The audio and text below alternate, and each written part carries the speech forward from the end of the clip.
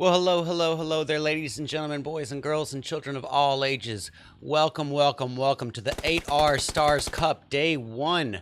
This is going to be match 1, and our apologies for coming to you a little bit late.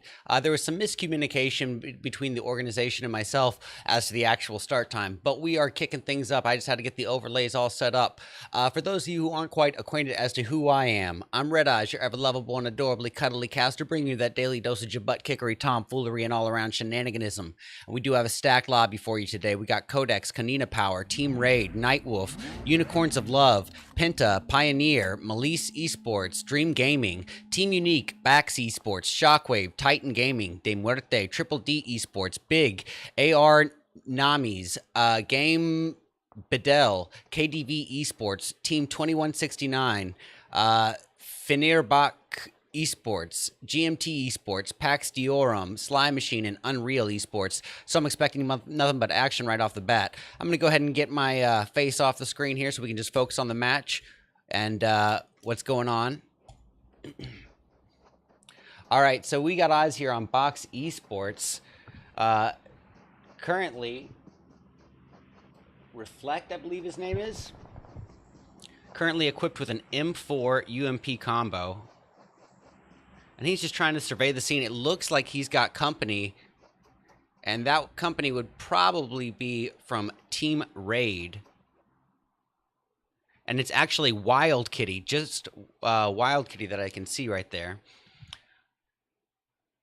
Wild Kitty prone. Not trying to bring too much attention onto him or herself. Just trying to lay low.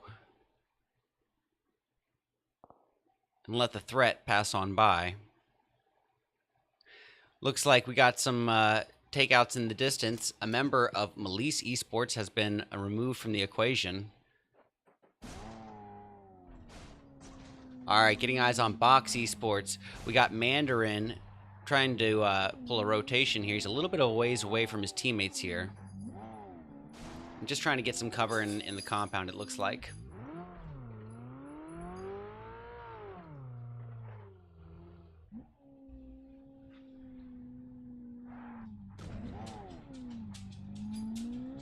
Again, our sincere apologies in the late start for the day. But we've got 6 rounds of action today, all going to be spread out between Miramar and Erangel.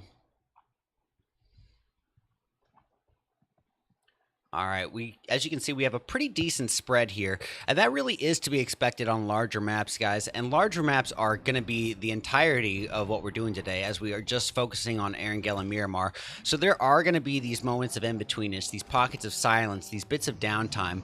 But you know what I always say is a more passive early game always directly translates into a more action-packed and climactic mid or end game. So it's going to be worth the trade, if you ask me. Catching eyes on Team Codex. Oh, no time to waste. Switching quickly over to De Muerte. We got Yankee overlooking members of Nightwolf. Yankee equipped with an M16. Just trying to catch eyes.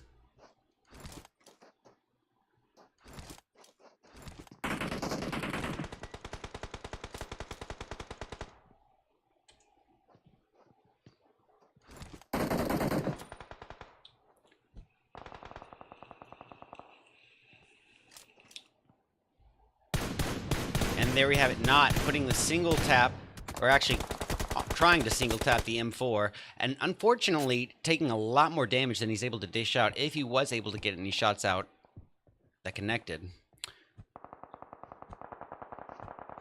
I have no idea how to pronounce this name, Lysegod, utilizing that footstep glitch, trying to sneak up on members of De Muerte, and he's got eyes on Yankee, and it is a quick knock. Can he secure the thirst? It looks like he will be able to. Lysegod securing his first kill and the team's first kill as well. Of Team Unicorns of Love. Icy God, pardon me.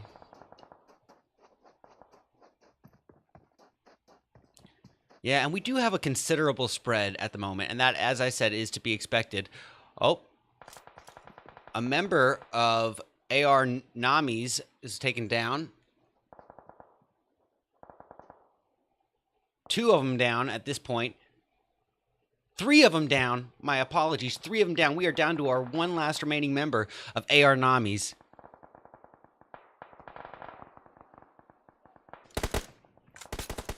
Quickly switching over to Melise Esports. We got Axer with an M4 of his own.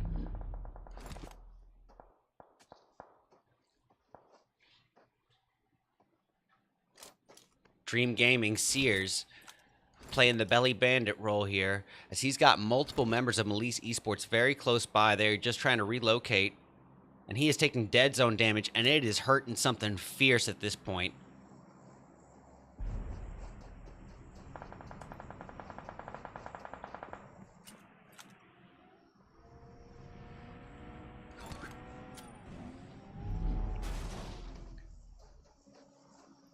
All right.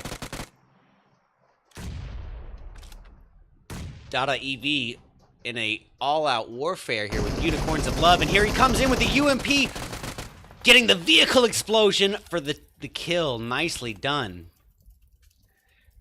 That'll be his first kill and the team's second. For De Muerte. And right there, his second and the team's third. As he secures a thirst. Catching eyes on members of Nightwolf. Dada wasting no time, putting some shots down in what is ultimately a very vulnerable position. And Unicorns of Love catching eyes on Dada. We got Alicio, MVP here, putting the M4 spray towards him.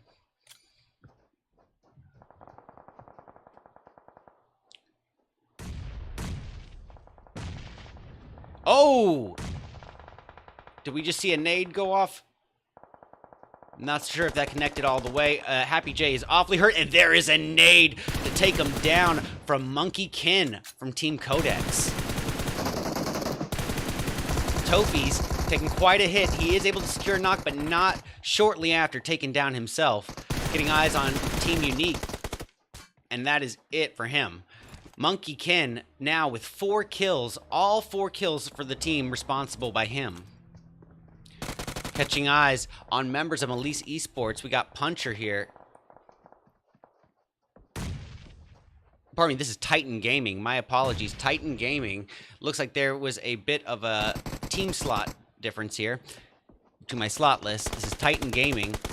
Getting eyes on Codex, and they are all at it. Monkey Kin goes down at the hands of Lucci's M4. Alicio with an M4 of his own, taking down Dada.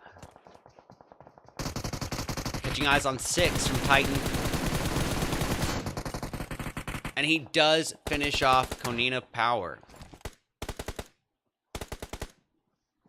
Pardon me, no, Konina Power is still looking healthy. My apologies. My slot list is a little bit off here.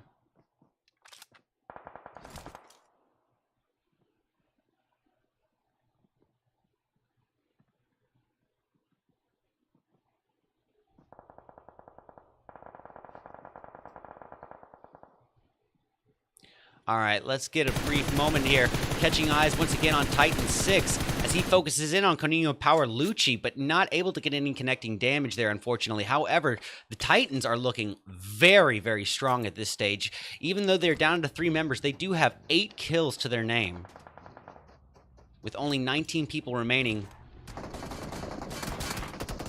6 taking quite a hit, brought down to about a quarter health. Gonna try to apply some smoke cover onto himself, but unfortunately he is unsuccessful as Pioneer Black takes him down with the M4. And that is it for the Titans. In a matter of brief moments, they went from being a 3-person squad down to none. Catching eyes on Box Esports, we got Sneff, one of 3 remaining members up. We got Mandarin down. And you can see Sneff is actually a considerable ways away from his teammate. And boy, that zone is doing heavy damage. Beauty of Konina Power is knocked, leaving everything riding on Lucci. And Lucci alone, he tries his best with the UMP, but ultimately to no avail as he is eliminated, and the team as well. Well, Nightwolf occupying the compound here, sticking a revive on their fallen teammate.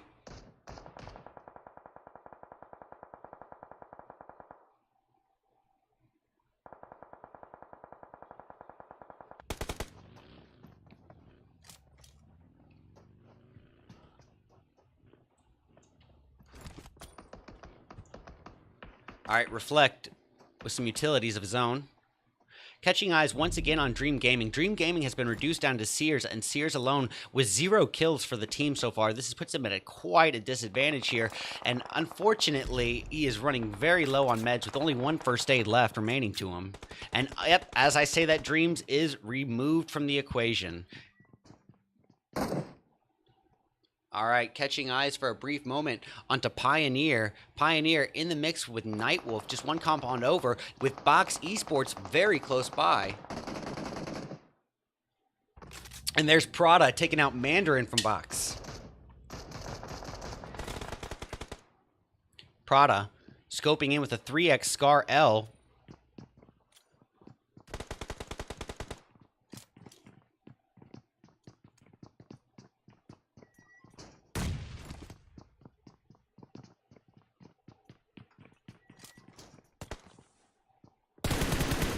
All right, Metano. 4x M4 at the ready. Guys, we are down to just 3 remaining teams. It's down to Pioneer, Box Esports, and Nightwolf to decide the fate of round 1. Oh, Prada with a molly on Yoldashev. Securing the knock. And look, speaking of utilities, we got Neo's cooking up a nade here for Pioneer. Boom! It just wrecks Prada.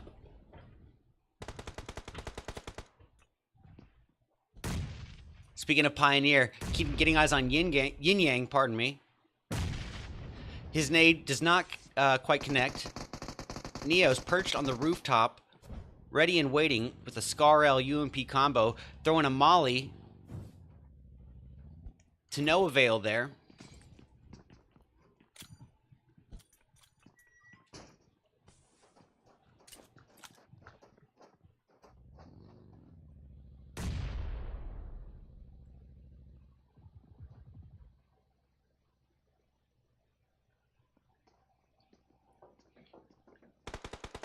Oh, and down goes Not at the hands of Box Reflex M4.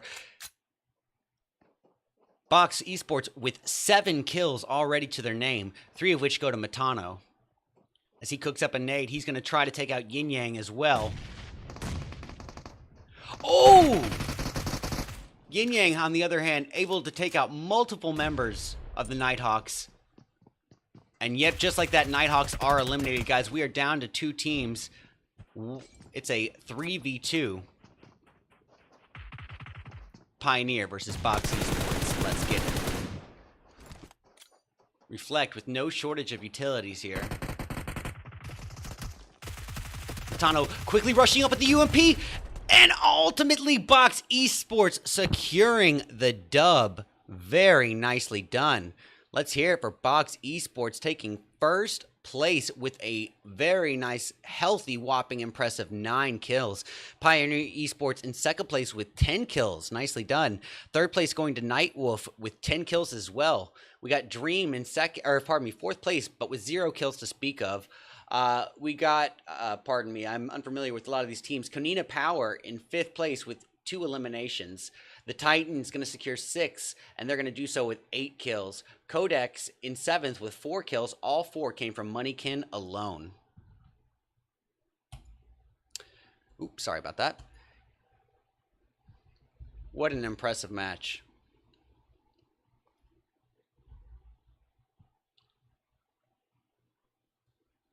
Wow. Well, guys, let's see here. We got coming in 8th place, we got the Unicorns of Love with 2 kills, 1 from Icy God, 1 from Alicio. DMR are going to grab 9th place, and they're going to do so with a healthy 3 kills. We got Unique coming in 10th with 1 kill from Tofis. 11th is going to go to ARS, pardon me, and they're going to do that with 3 kills. We got Raid in 12th place with 4 kills, 1 per person. Everybody eats. Big securing 13th with 1 elimination from Hiske. We got SW grabbing 14th, but with 0 kills to speak of. Speaking of 0 kills, we got Penta, pardon me, in 15th place with 0 as well. Alrighty, guys. Well. Again, we are just going to apologize one more time for the late start and the delay in getting match 1 streamed. But There was just a couple communication errors, but do not worry, fret not. We are going to be coming back at you in just a short period with match 2, which will, of course, be Erangel. This is the 8R Stars Cup Day 1. Stick around. We're going to be back soon.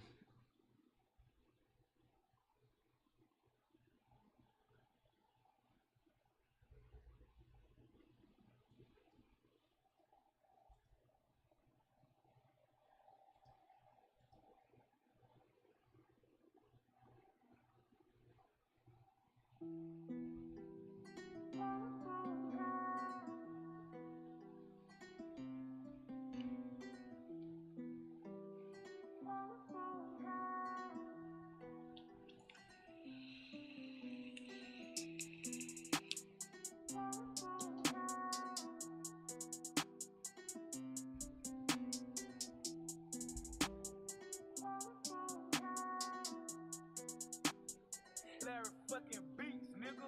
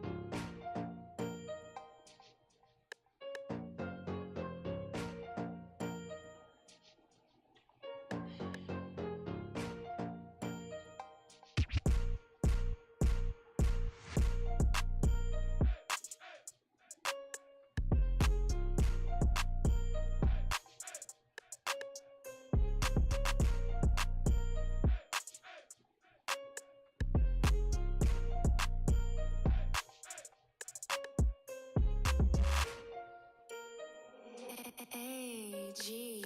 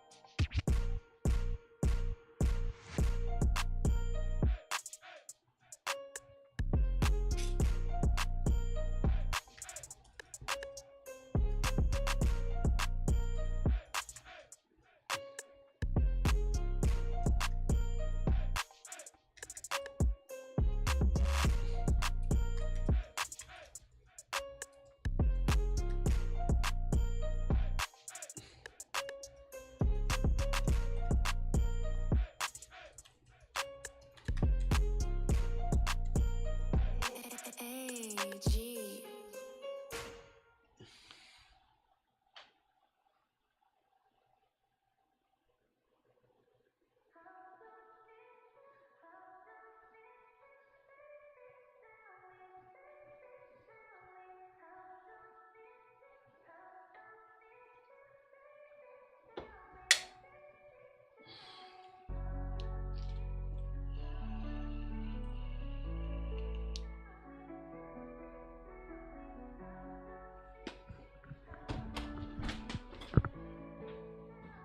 Larry fucking beats, nigga.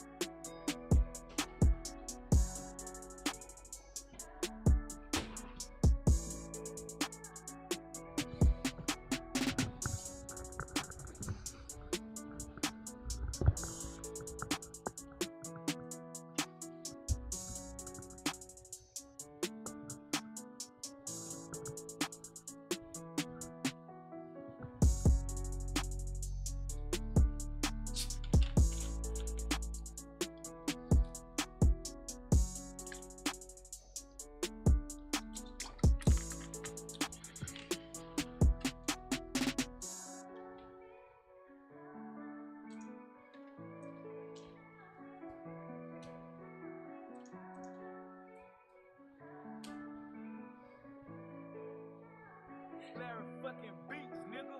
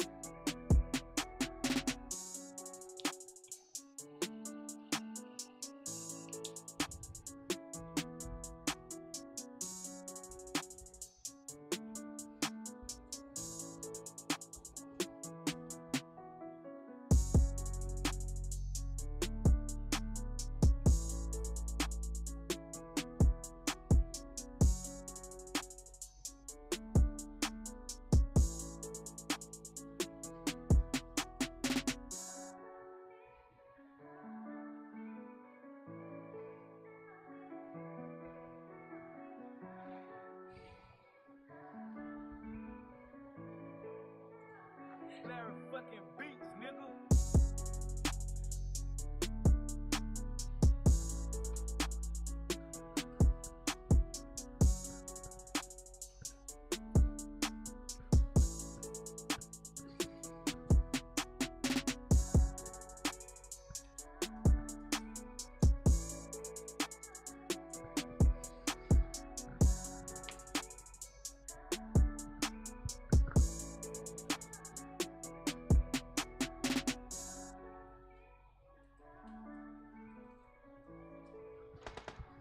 Alrighty, ladies and gentlemen, we are back with the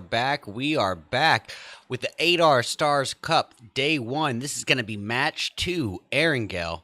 Now, what do we need to say about Erangel? Well, basically, it's the off-bred love child of Sandhawk and Miramar because it is the perfect middle ground between those two extremes, which does leave it fairly reliant upon the flight path. And as you can see here, we're not working with the most central of flight paths, but it does leave enough drop options for the participants. We still have Military Base, Novo, Pachinki, Primorse, Quarry, Ferry Pier, Gaka, all as potential drop spots. And as you can see, we are getting some early droppers. We got members of Team Raid jumping northbound, and they're not going to be alone. They're alongside the AR Namis, as well as what looks like to be Game Bedell. And they're going to be jumping northbound to what might be the Milta Power area. Further off to the west, we see members of Codex jumping alongside, I believe that's Pax Diorum. It's tough to see from this view. All right, we are going to catch eyes on Team Unique already. As we can see, they're just trying to collect their members and pull a rotation maybe, or a relocation. Game Bedell just trying to find a landing spot here, and they are coming in a bit ahead of the competition for the most part. Oh, we do have Minus trying to get a vehicle kill here. It's a game of dodge and weave now. Minus from Team Shockwave. Up against a member of Game Bedell, that's Baybar. Baybar's just trying to get, if he can get over that wall, which it looks like he's able to do so successfully. Oh, and the pistol knock. It is a real struggle there. Well, talking about just being outmanned and outgunned in that situation, when you have nothing to defend yourself with, those things are bound to happen. We got Tamaleka of De Muerte in pursuit of Shockwave Shadow Den, and it looks like he's actually not going to be pursuing them. They're going to be relocating right here and now. Oh, it looks like at Milta Power, Unreal is in the mix with another team. I believe that is potentially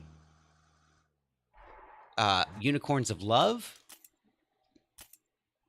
I could be incorrect about that. Nope, that is not Unicorns of Love at all.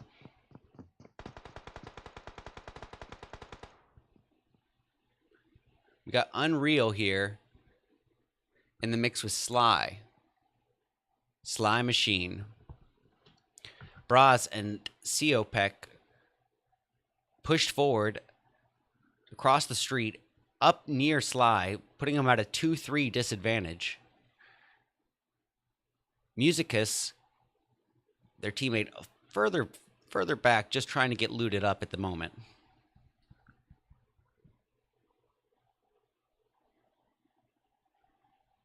All right. Catching eyes, we can see there's a bit of a spread on the board, couple close encounters.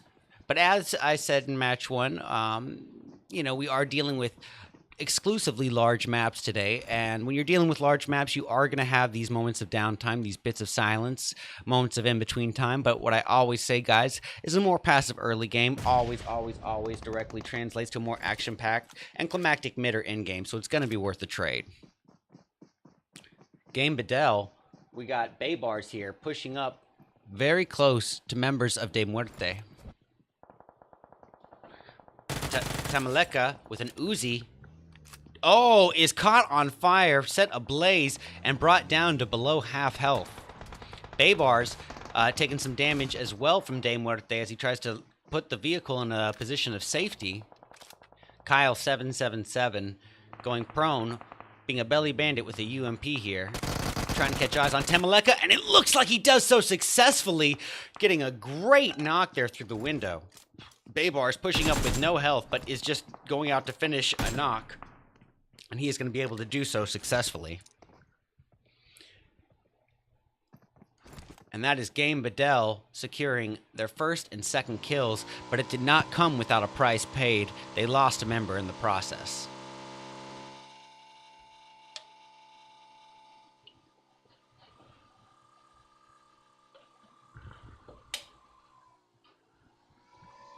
All right. Catching eyes once again on Shockwave. We got Minus down, leaving it up to a three-person team here as they face off against Team Unique. And Happy J cooking up a utility to try to secure a thirst. Looks like he thinks better of it, decides to save the utility. Gonna use that footstep glitch as he works his way over to secure a thirst, and that'll secure his first kill and the team's first kill as well. Unreal, so far still a full four-person team with 0 kills, but that's okay. They got plenty of time to get it.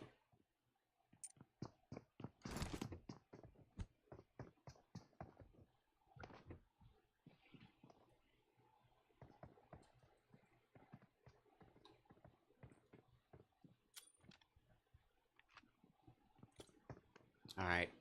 Proxy with an AK-47.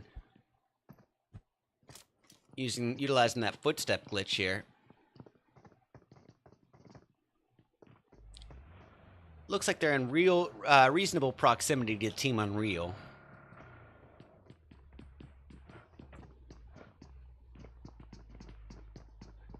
We got Dosick here. And he's going to be joining his teammates and relocating. So here's the overall ranks as they stand right now, guys. Box Esports in first place, Pioneer in second, Nightwolf in third. It's a close game. First and third are only separated by 4 points. After that, we see a bit of a drop-off with Titan Gaming 8 points lower with only 12 points. Shortly behind them is Konina Power with 8 points. Tied with them is Dream Gaming in terms of total points. Dream Gaming in 6th with 8 kills as well. Codex in 7th with 6. Team Raid in 8th with 5. De Muerte in 9th with 4.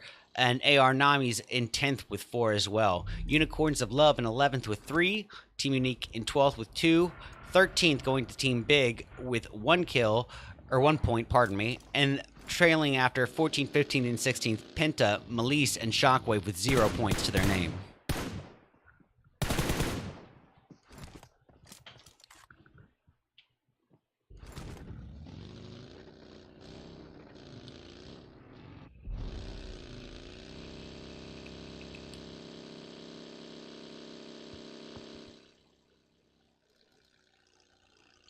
All right, Team Unique. We see a Hajlu here just relocating, and he is a little ways away from his teammates, a little bit ahead, but it seems like everyone from Team Unique is pulling a individual, has their own vehicle tactic. Every man kind of for himself in that regard. And that comes with a certain set of advantages and a certain set of disadvantages. The advantages, you're not all going to be taken out and knocked out in one spray by any means. The disadvantage is pretty obvious, though.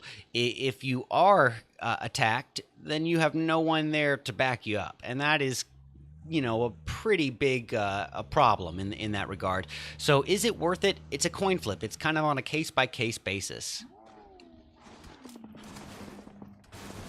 All right, catching eyes on Titan Gaming as they square off against Team 2169. Teak very low on health, but able to try to stick a heal up. P&L is downed, leaving everything up to Laurent and Spectra, pardon me, down to a 2-person team. Titans, on the other hand, with 3 remaining members up. We got Teak giving chase here. Spectra, and he's going to put his spray down with a 3x M4, getting a little bit of connecting damage. Lorenz with a 3x DB28 doing significant damage to Teak.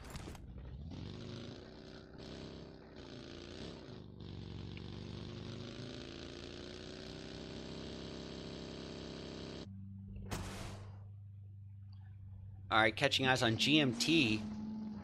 We got Slow-Mo here trying to pick up his teammates. Just securing a vehicle. And once again, we are left with a little bit of a spread. Interesting to note just how many of the teams are clustered on the eastern half of zone, or even on the outer skirts of zone as well. We got Arshard still needing to work their way into zone.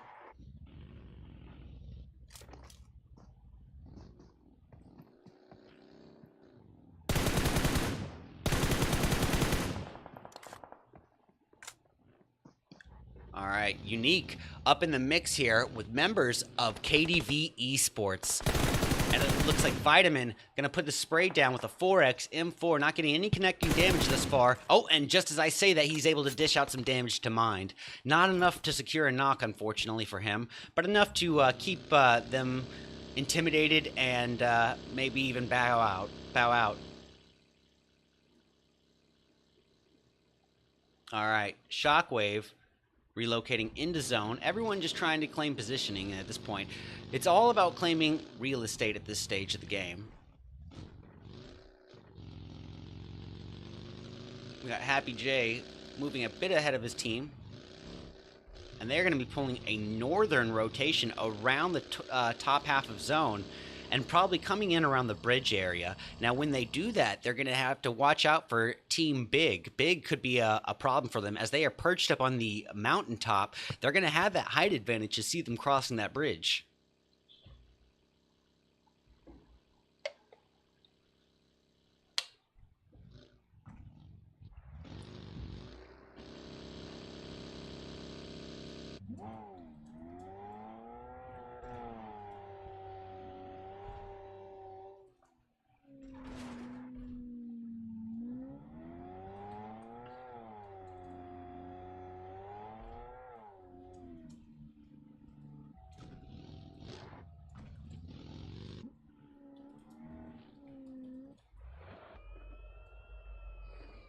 All right, we got Pax here.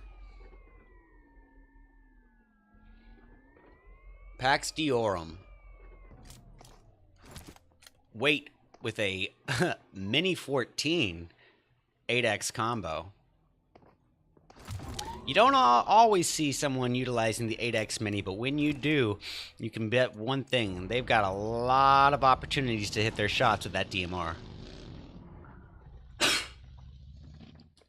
Oh, looks like Pax Diorum might not be alone. Titan Gaming could be a immediate threat. And it looks like it is going to be the case here. We see Vitrieve here scoping in with a 4X of his own.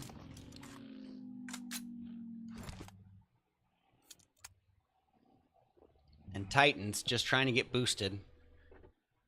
And it looks like Pax is going to utilize this opportunity to kind of bow out and claim a more central position in zone. Now, in doing so, they are going to need to keep eyes on DMR Unicorn.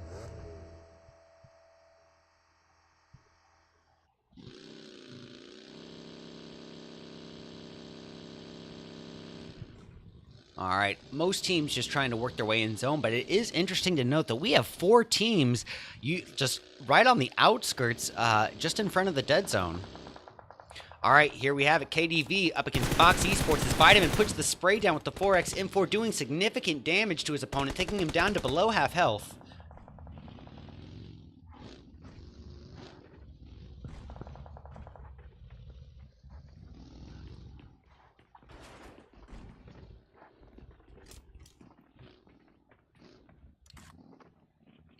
Oh, GMT doing work in the distance as Ghost gets the takedown. Catching eyes on Team Big, they are down and reduced to 3 members, Swave, Mazaro, and Hiske, unfortunately with 0 kills to speak of. They do have members of Team Unique rotating by. Mazaro catches eyes and scopes in with a 3X M4, probably not to engage, just to try to keep eyes on him, I would imagine. Pax Diorum's wait with a knocked member of an opposing team in front of him. And as I say that, 2169 is trying to drive on by. Loran's taking quite a hit in the process, brought down to about 1/5 of his overall health. He's going to need to heal up, and he's going to need to do so now. Spectra of 2169 and a smoking vehicle, and this could be it for him. He decides to get out of that vehicle just in the nick of time. Hard to... well, I'm not going to repeat that whole name. Decky, just trying to get looted up here. You can hear the shots going off in the distance. And we are down to 12 teams, guys. 39 people remain. Skyline, the 3X M4, putting shots inbound to Team 2169.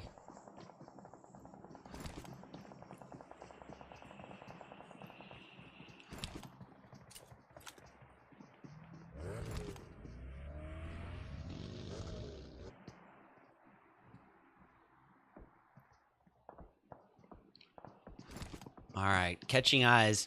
We got Game Bedell, Baybars here, M4 in hand, and he's just trying to relocate, it looks like. And it looks like Team Unique doing a 2-2 split here, interestingly enough. Catching eyes once again on Pax Diorum. They are going to be utilizing this compound here at the edge of zone.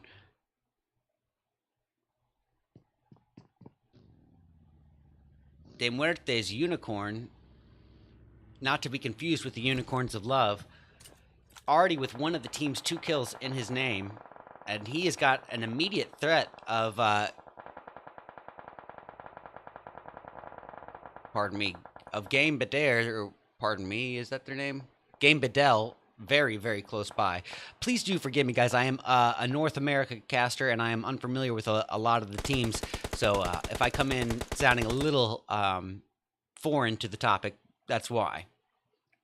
Unicorn just holding position, trying to remain low, not trying to bring any attention to himself. And you can see he is just outnumbered, outmanned, and outgunned. As he clings to this Vector M4 combo for dear life, he is not going to be making a single sound, and you can understand why.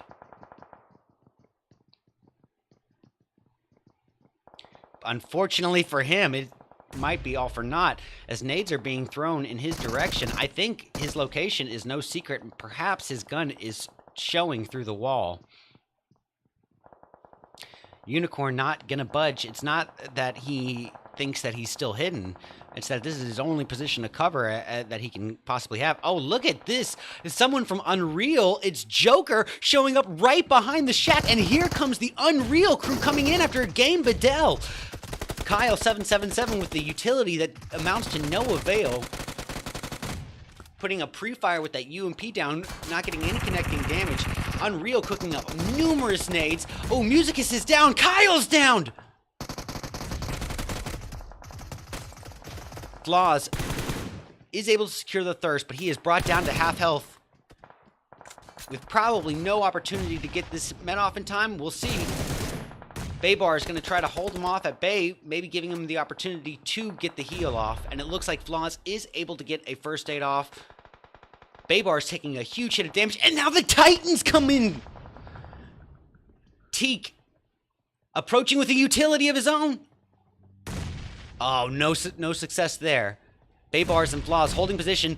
Flaws taking a little bit of nade damage there. Not enough to get a knock or even close. But here the Titans push in pretty aggressively. Puncher having a little bit of trouble getting through the window.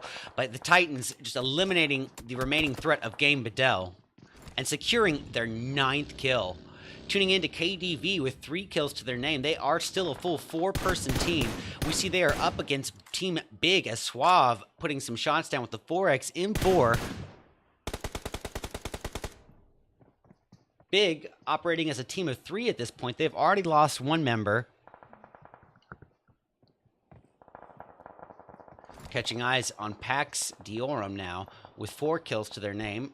Also a full 4-person team. And guys, you cannot understate the importance of being a full 4-person team come in game. It is absolutely game changing. So even though that they, if a team has 0 kills, the fact that they have a full 4-person team come in game puts them in a strong position.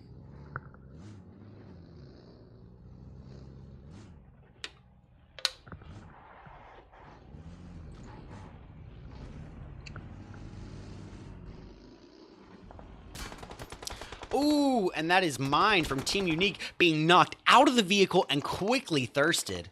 The remaining members of Team Unique pushing quickly on to Sly Proxy. Proxy of Sly Machine. Happy J preparing to push, waiting for his teammate here. Proxy just awaiting them at the top of the staircase. Oh, and look at that. It's Titan 6 with the third party from the hilltop shooting him through the window. That is Titan 6 securing his third kill and the Titan's 10th kill? What? Well, the Titans, in making all that commotion, have got the attention of KDV Esports' Vitamin as he shoots upward with a 4x M4 towards Teak, doing minimal damage, however.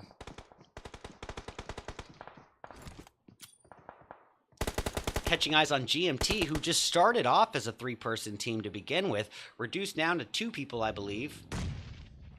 We got Vitamin pushing up very cautiously here, focusing in on the Titans, but he does have a more immediate threat of GMT Esports here. But he is after that thirst on Teak. And he secures the knock on 6! Just single tapping that M4, he is able to secure that knock. Wait, dodging mollies as he throws some utilities of his own, inbound at Titan Puncher. Well, Pax is down to a 3-person team as Vaneska is knocked, leaving it up to Wait, Fabi, and Catravi. I have no idea how to say that name. Well, Wait, throwing some smoke down on his fallen teammate and going to try to secure a revive if possible. Vitamin with some utilities of his own, falling a bit short, throwing at where the opponent was, not where the opponent would be.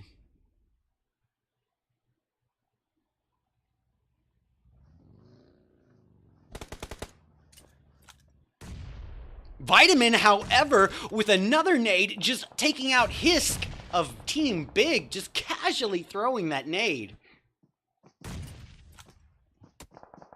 Oh, taking a slight hit in the process, but doing just fine in terms of health. However, his only remaining teammate, Luxor, is just been knocked. Catching eyes on Tofis of Team Unique with 2 of the team's 4 kills. He's responsible for half of the team's kills. Equipped with that UMP in hand. GMT Esports Ghost being a sneaky belly bandit as he cooks up some nades for Mazaro of Team Big, falling a bit shy of his target. However, his second nade looks to be good. It does great damage to Mazaro, but unfortunately for him, not quite enough to secure the knock. Can he secure it with this one? Nope, that nade was just barely dodged as Mazaro relocates at the last minute.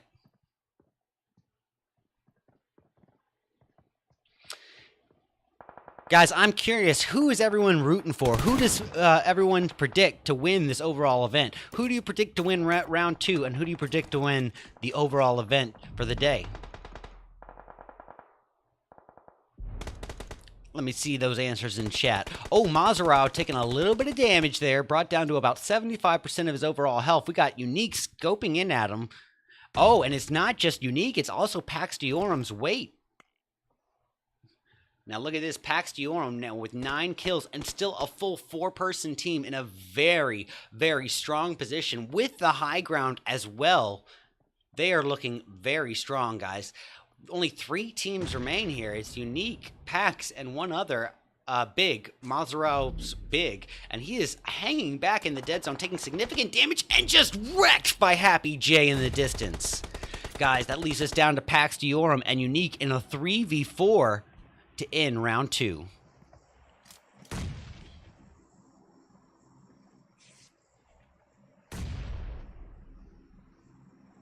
That nade does some significant damage to Tofis, taking him down to half health. Tofis still keeping the pressure on Pax with the UMP.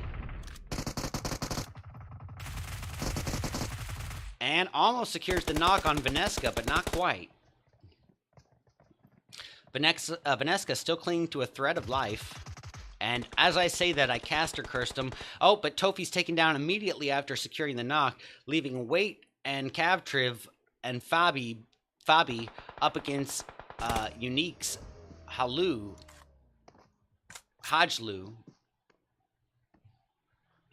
in a 1v3, all odds stacked against him here. If he were to pull it off, it would be monumentous.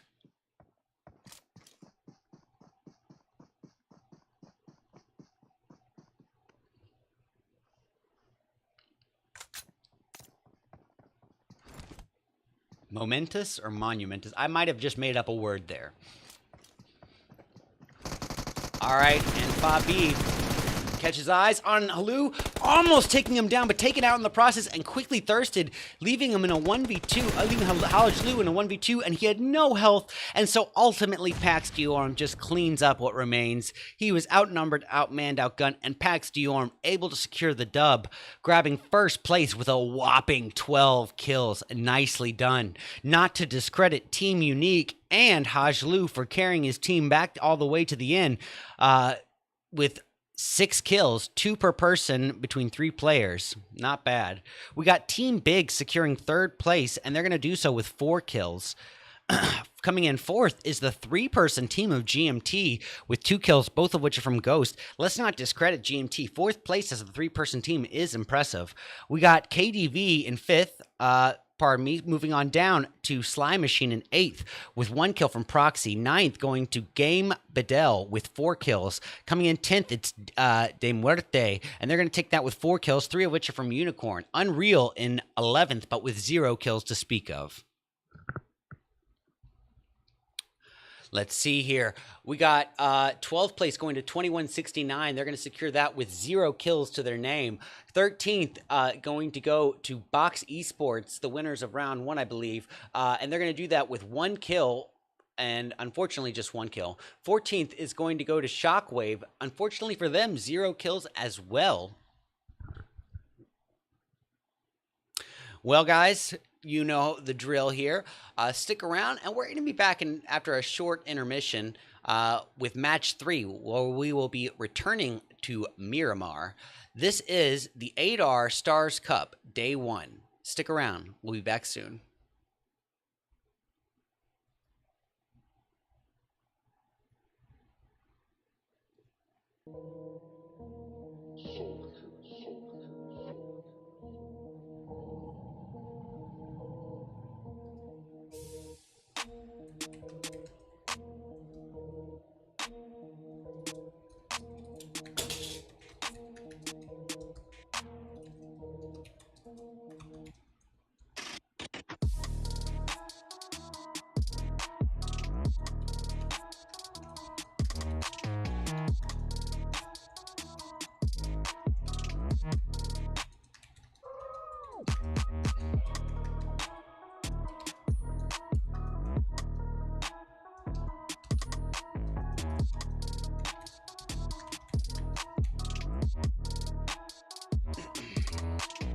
Purchase your tracks today.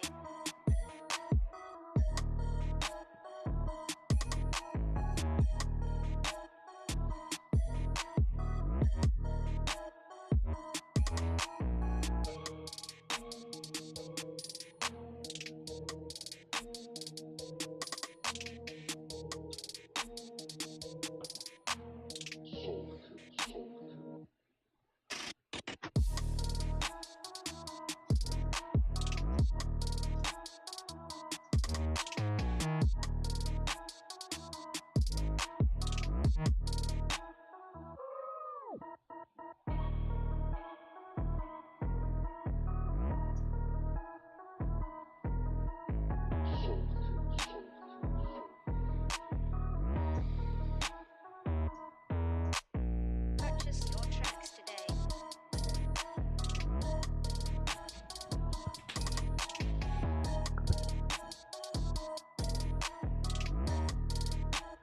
Why didn't you pay for this beat though?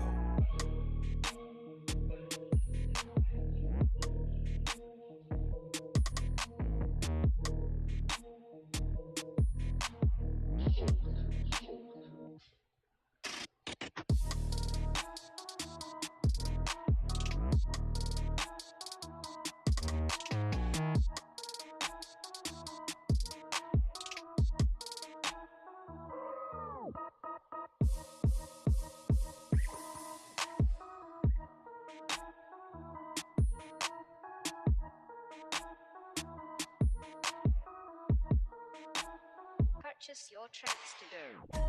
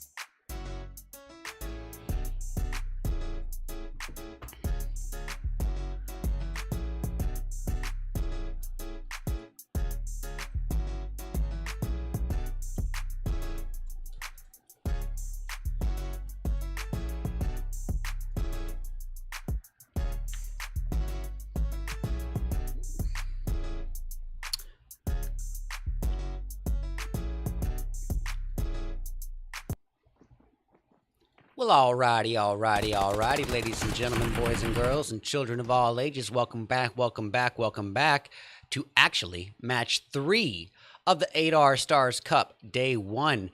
In match 3, we are going to be focusing on groups A, B, E, and F.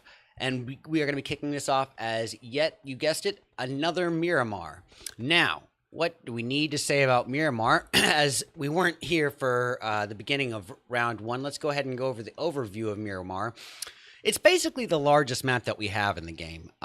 Now, I say that, but technically Erangel is the same size. It's also an 8x8, but that includes Erangel's bodies of water. So realistically, this is our largest map that we're going to be dealing with.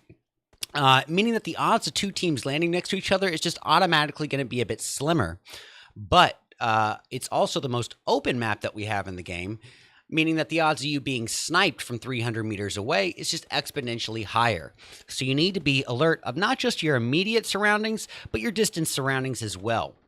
And the third and final thing I want to say about Miramar is that the map is so large that it finds itself entirely dependent upon the flight path to determine just what sort of early game we actually end up getting.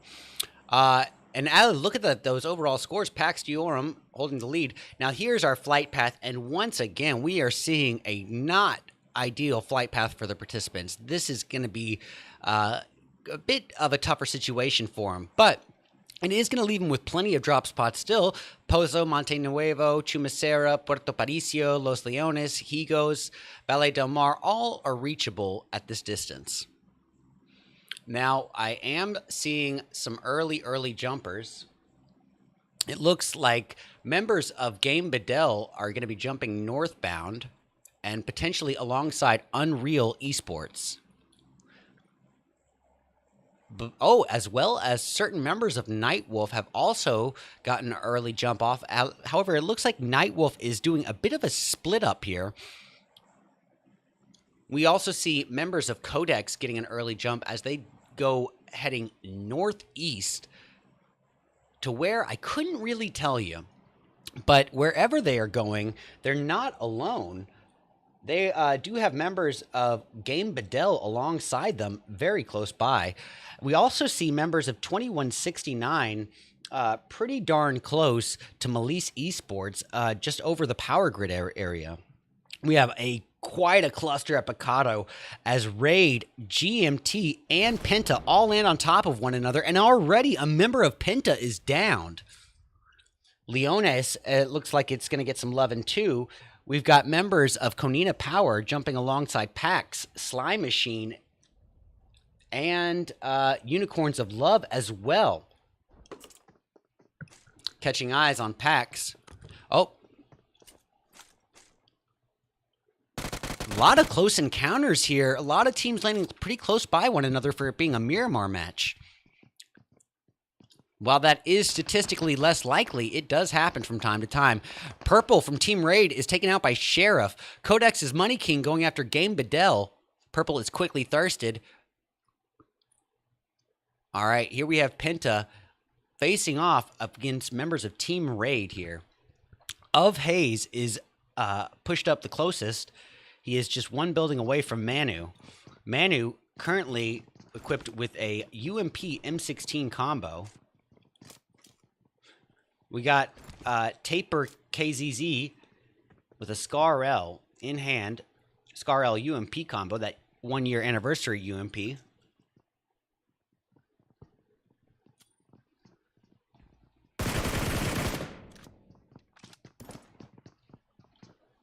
All right. We got Marcio here. Proned and ready and waiting with the UMP. Maybe not proned, knelt. Everyone's just trying to get looted up at this stage. All the while, members of Team Raid are just becoming sandwiched in between GMT and members of Penta. It is a Raid sandwich here. And I love the way GMT is spread out on 3 different angles. It's almost as if they were working with Team Penta in the goal of surrounding Team Raid. They have Raid surrounded on 4 different sides. There's nowhere Raid can go without being forced into some sort of altercation. Getting eyes on Slime Machine, they are next to a member of Unicorn of Love. It is Crypto. Crypto on his own here. And he is well aware of the opposition being close by. As he utilizes the footstep glitch, he is going to try to sneak around, maybe pull a little rotation, get himself a little further away, maybe retreat back to a position of safety if possible. Catching eyes on 2169. Loran's doing the footstep glitch as well. Now, here's the thing. A lot of people say, oh, the footstep glitch is cheating. It's cheating. Here's the thing. If everyone can do it, it's not cheating. It's absolutely not cheating, and they allow it in official events. So in my opinion, it just adds a level of complexity to the game, because in doing so and doing this footstep glitch, jumping and doing that punch, you are moving around unarmed, so you are at a position of much more vulnerability. So realistically, it's a trade-off. You're trading silence for vulnerability, and I think that that's a fair trade. Hey, speaking of Alicio from Unicorns of Love, going off on Pax's weight, and he secures an immediate thirst. Catching eyes on Game Bedell, getting thirst on members of Codex. Oh, Flaws is quickly taken out as he tried to get the finish. Single came in for a life-saving attack, and he will be able to stick the revive on his fallen teammate. Lorenz footstep glitching his way on over to members of Melise Esports. Rax is down. Arwin is down. Lorenz with a thirst on his mind. And Vito doing the job for him, as 2169 secures their first 2 kills. Well, Melise Esports down now to DS Carg. No, DS Car 666. My apologies. Oscar. His name is Oscar. I can read. Oscar with just what he's got on him, and just being a belly bandit. He's the last remaining member for Melise Esports, the last remaining hope, with 3 members of 2169 on his toes. He is not trying to bring any attention to himself whatsoever. His hopes are that if he lays low, perhaps they'll think that he has escaped and they'll pull a rotation away. Lots of stuff happening at Los Leones still. Codex still in the mix with Unicorns of Love. But it's hard to back away from this altercation here between Raid, Penta, and GMT. It's just, you know, something is going to happen soon. Now look at this. Quite a few teams still outside of zone. Hey, Crypto taking some gunfire. It looks like we may have just lost sound. I'm going to notify the production team really quickly. Oh, sound is back. No need. All right. 3TN shooting upwards at Crypto from Unicorns of Love. Crypto here on his own. His only remaining teammate is Alicio. Alicio trying to work his way closer to his teammate here, but it's still a considerable ways out. Unicorns of Love have been reduced down to half their starting team now.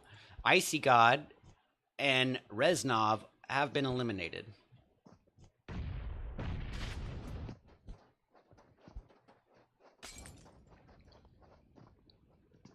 All right, Crypto is facing a world of trouble here as he is being pushed on by a 3-piece of Slime Machine. He gets out that Uzi out and at the ready, does not secure the first knock. However, he does have a DBS. If there was one gun that could pull off a 1v3 in this situation, DBS is a good one to have.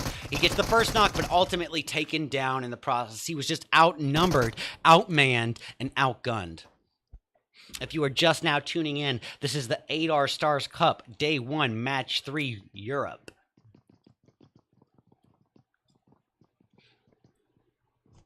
Nades coming in from Zen Z of Konina Power. And look, Alicio holding still, holding position. He is not trying to bring the attention onto him, and why would he at this point? There's multiple other teams here. Konina Power and Slime Machine facing off with one another. Realistically, all Alicio needs to do is lay low, let these numbers dwindle down, let them take each other out, and maybe even utilize a nice third-person attack, or third-party attack coming in while they're low on health. All right, catching eyes on Team Raid, still in the mix here with GMT.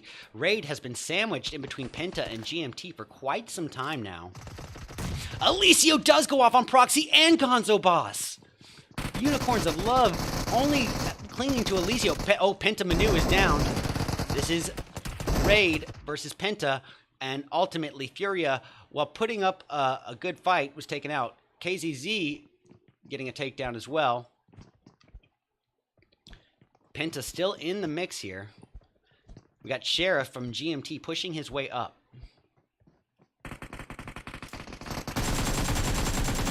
With a AK spray on the porch amounting to nothing. I'm not sure who he was shooting at there.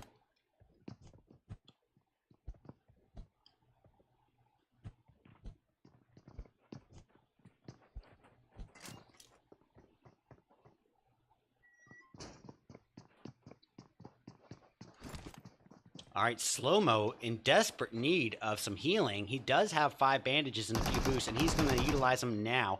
Oh, GG from GMT is taken down by a member of Penta. That leaves GMT down to a 3-person team, but with Slow-Mo this low on health, it's really riding on Sheriff and Ghost.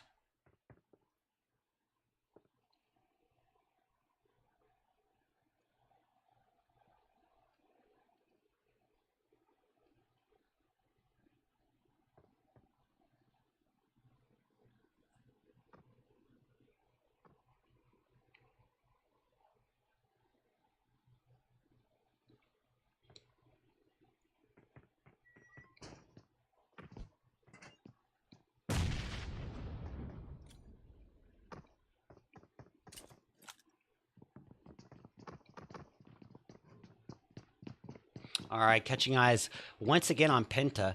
Penta with 3 kills to their name, reduced down to a 3-person team. Halls has been eliminated, leaving it up to Marcio, Manu, and Taper KZZ.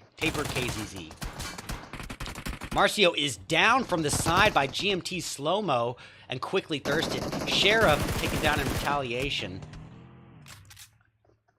Leading it up to Ghost, GG, and Slow-Mo here. We got Slow-Mo pushing up with a Scar-L ready and in hand. Perhaps switching to the UMP might be the right move for that close quarter combat. We'll have to wait and see what his call on it is. Taper, ready to try to stick a revive if possible. Wants Manu to get to a position of safety, at least some sort of cover. Safety, it might be a bit of a stretch. GG is coming up and exemplifying why that safety might be a bit of a stretch, because GG is awfully close. However, with 0 first aids, he finds himself at a very interesting position here, where he's got multiple members of the opposing team weakened and at his footsteps here, but low on health is not a very opportunistic push. Sheriff putting the shots in. It's down to Sheriff and Sheriff alone, as Slow-Mo and GG have been taken down. GG quickly thirsted, Slow-Mo potentially soon to follow. Sheriff is the last hope for GMT and desperately needing to heal up. Well, Penta reduced down to a 2-person team of Manu and Taper KZZ. And here we can see the spread. Quite a few teams still outside of zone, utilizing that dead zone as much as possible before it gets too damaging. However, inside the zone, we can see Konina Power facing off against Pioneer, or at least in close proximity to Pioneer. And the way the zone has shifted has left Konina Power in a position of advantage where they can gatekeep Pioneer. Interestingly enough to note, all these teams here on here, we have 11 teams. Only 2 teams are actually advantageous from the new zone. It's Pax and Konina Power, the only 2 teams in zone so far, as Konina Power tries to work their way more to a more central location of zone, which is probably the right move, being that it's Miramar and claiming real estate can mean everything. They are leaving Pioneer with an opportunity to work their way in zone.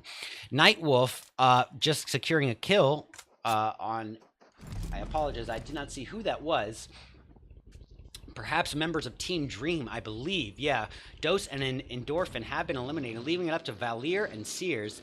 Team Dream with 0 kills to their name thus far.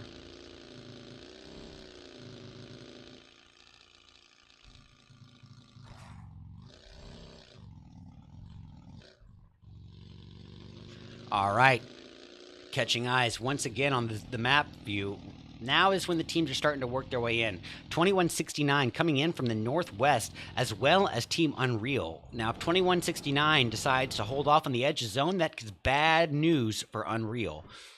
Speaking of bad news, we got Team Dream sandwiched in between members of Nightwolf. It's a 2-1 split for Nightwolf, it looks like. Potentially a 2... Oh, it's actually a 2-2 split for Nightwolf. 2 members of Nightwolf working their way into zone now, as 2 members work their way in from behind Team Dream.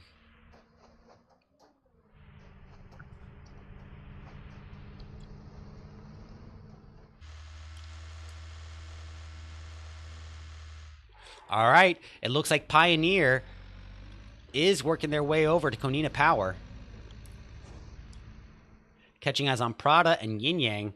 They have the same idea as Konina Power, and Zen Z is there ready and waiting. With the UMP in hand, he prepares for fights. Oh, Asan working his way up. Ken Z just ready to pick him off. But oh my goodness, what a failure on Zen Z's part. He had the pre-fire. He had all the opportunity, and Slime Machine, pardon me, this is Pioneer, Asan. That's a glitch there, I'm guessing. Pioneer's Asan just taking his time with it, getting out of the vehicle, having time to equip his gun, and then just with a quick left to right jerk motion, he was able to dodge enough of the bullets to get the knock. Konina Power, Lucci, and Abaldu here holding position in-house as Asan, Black, and Prada work their way in. Yin Yang is still up, or maybe potentially just got revived, I didn't see. Asan with a UMP in hand. You can see a lot of UMPs out in at the ready here.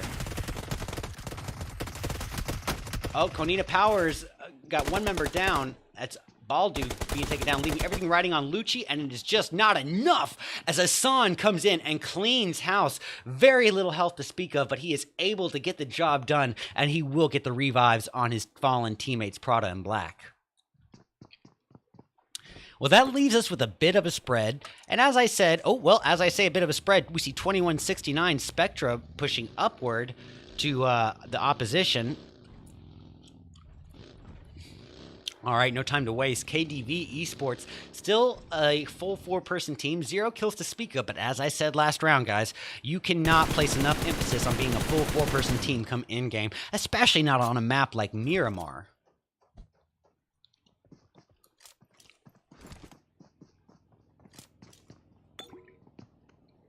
We see Pax Diorum holding the lead over Titan Gaming by just 1 point. And as that close gap is just continued between Titan Gaming and Box Esports, Titan Gaming leads Box 26-25. Shortly behind in 4th place is Pioneer with 22 kills. And even shortly behind was Nightwolf in 5th with 20. All right, we got KDV here in the mix of the opposition here. The opposition in the shape of Pax Diorum, I believe.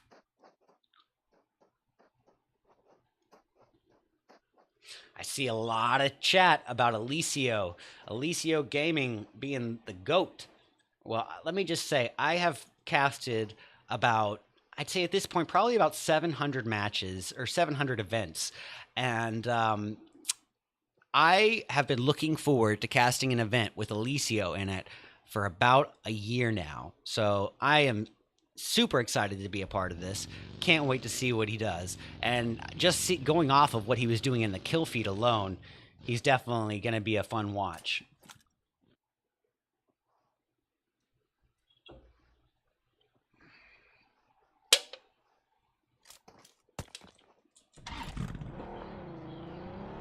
All right. Joker from Team Unreal just holding position behind the shack. Why? Because they got Pioneer members a ways in front of them, but with a bit of a high ground advantage. As you can see, Prada here from Pioneer scoped in with a M4 here.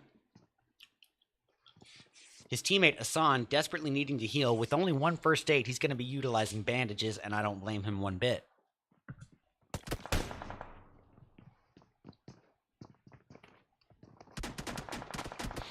Going to Team Unreal, we got Psyopek here. And he is holding position with Pioneer above him as well. Oh, look at this. Penta reduced down to one remaining member, and that is Manu. Taper to Marcio and Hollis have all been eliminated. Quickly reverting to treat the two-member team of Team Dream. That's Valier and Sears. And they're just going to be holding position. And that's probably the right move for them, even though they do... Well, it might not be the right move in this particular case, just because they do still outnumber Manu from Penta. Whether or not they know it, well, I cast or cursed him, Valier is knocked and thirsted, and that leaves it as a 1v1 between Penta and Dream, Sears versus Manu.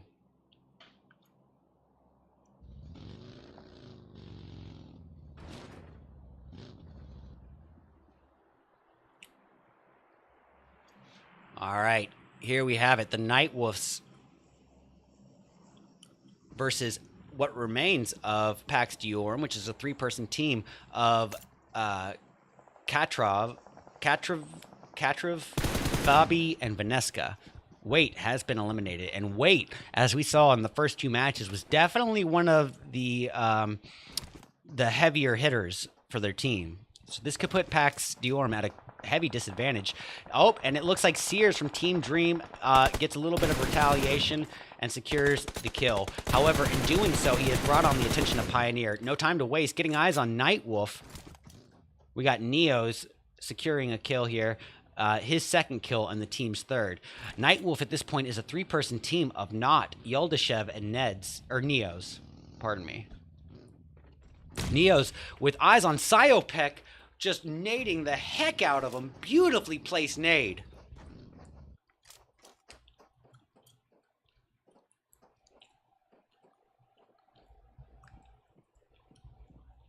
Oh, sorry about that, guys.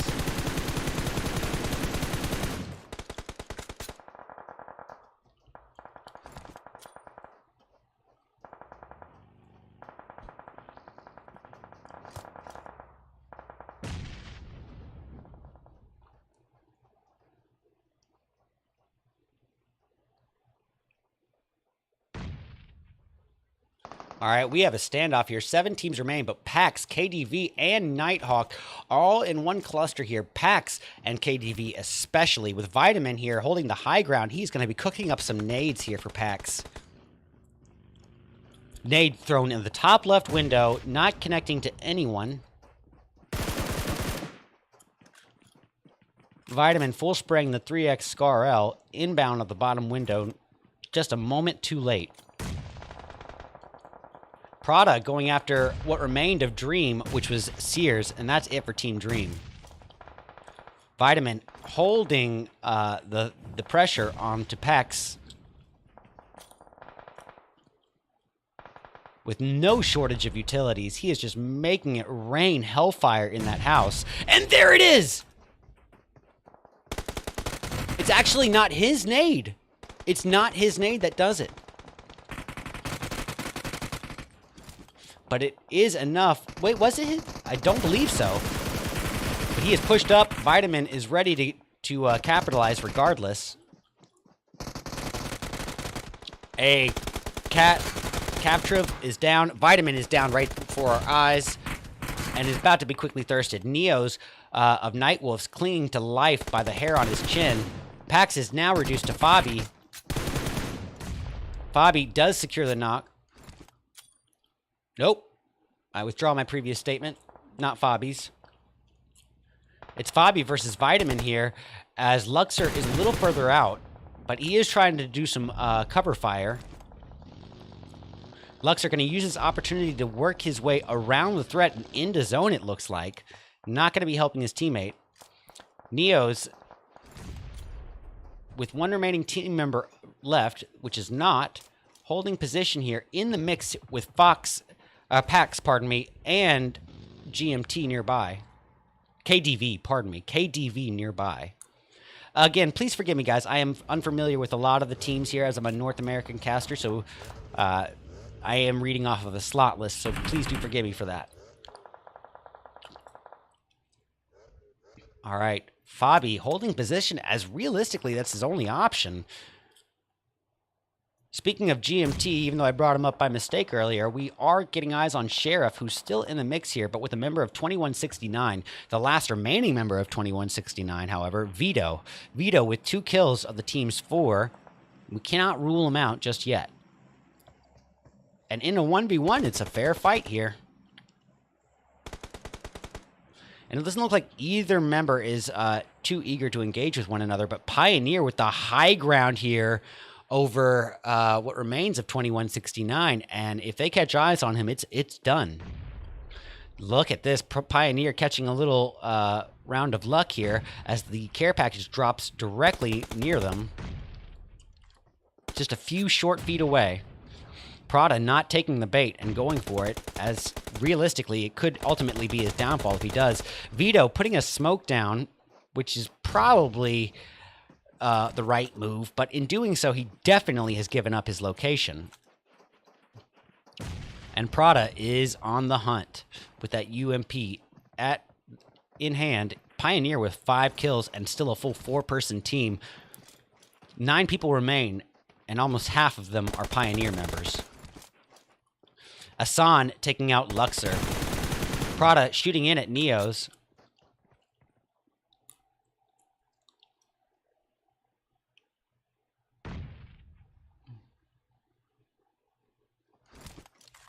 Neos with 4 of the team's 8 eliminations. Yin Yang taken down right before our eyes.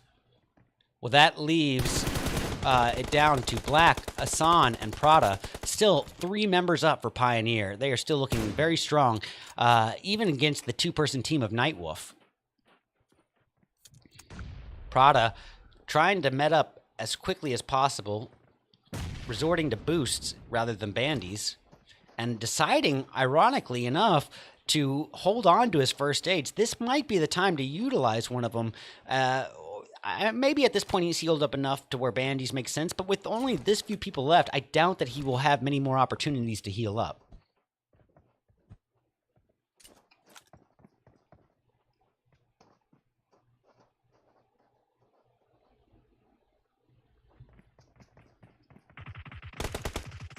And that is Vita being taken out by Prada.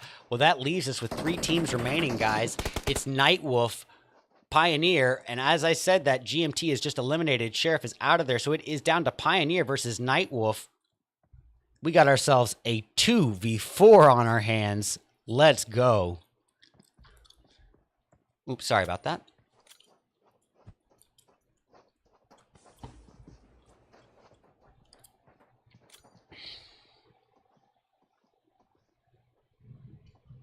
All right, not being too aggressive here, and I can see why. He wants to try to get the preemptive knock on at least one Pioneer member to have some sort of leverage to push. Yin Yang pushing up as Prada, his teammate, takes a huge hit of damage, but ooh, Yin Yang with an S12 comes in clutches. It's Pioneer for the win. Well, Pioneer grabbing first place and doing so with a very healthy 9 kills. 4 of those 9 came from Asan alone. Nightwolf claiming second place with 8 kills, half of which came from Neos alone. GMT coming in third with 2 kills. Sheriff really carrying his team towards the end game. 2169 securing 4th place with 4 kills. Coming in 5th, it's KDV with 3. We got Pax Diorum securing 6th place, but with only 1 kill, and that came from Fabi. Dream Gaming in 7th with 1 kill from Sears. 8th place is going to go to Unreal with 0 kills. 9th belongs to Penta with 8 kills, 5 of which are from Manu. We got Konina Power securing 10th, but with only 1 kill to speak of. That's from Zenin. Codex in 11th with 4 kills, half of which are from Money Ken. 12th place is going to belong to Sly Machine with 4 kills total, 1 per person. Everybody eats. The Raid team in 13th place with 1 kill that came from Wild Kitty. Unicorns of Love in 14th with 5 kills, and 4 of those 5 came from Alicio alone. Talking about putting up a lot of kills quickly. We had MS following afterwards, and I believe one more team after. But anyways, guys, please do stick around. We've got 3 more matches left to go for the day here. We're going to be taking things right on back to Erangel for match 4. This is the 8R Stars Cup, day 1. We'll be back at you very shortly with match 4. Stick around. We'll be back soon.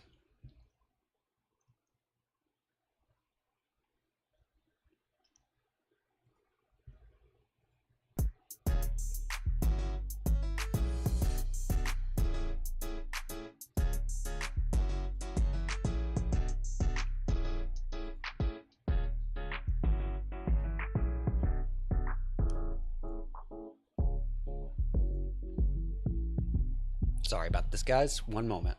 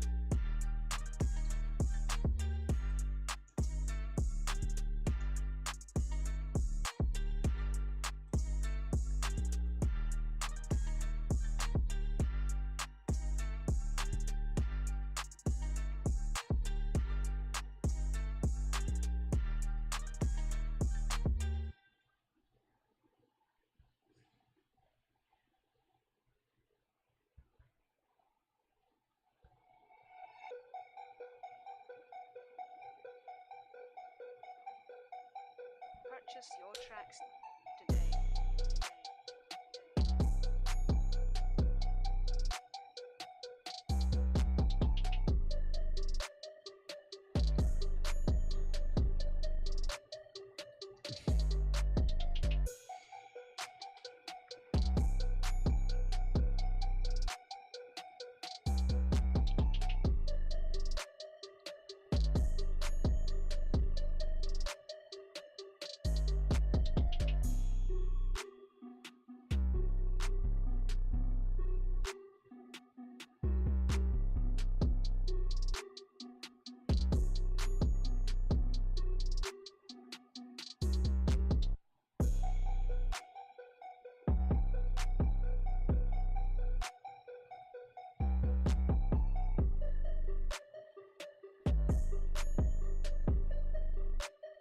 Purchase your tracks today.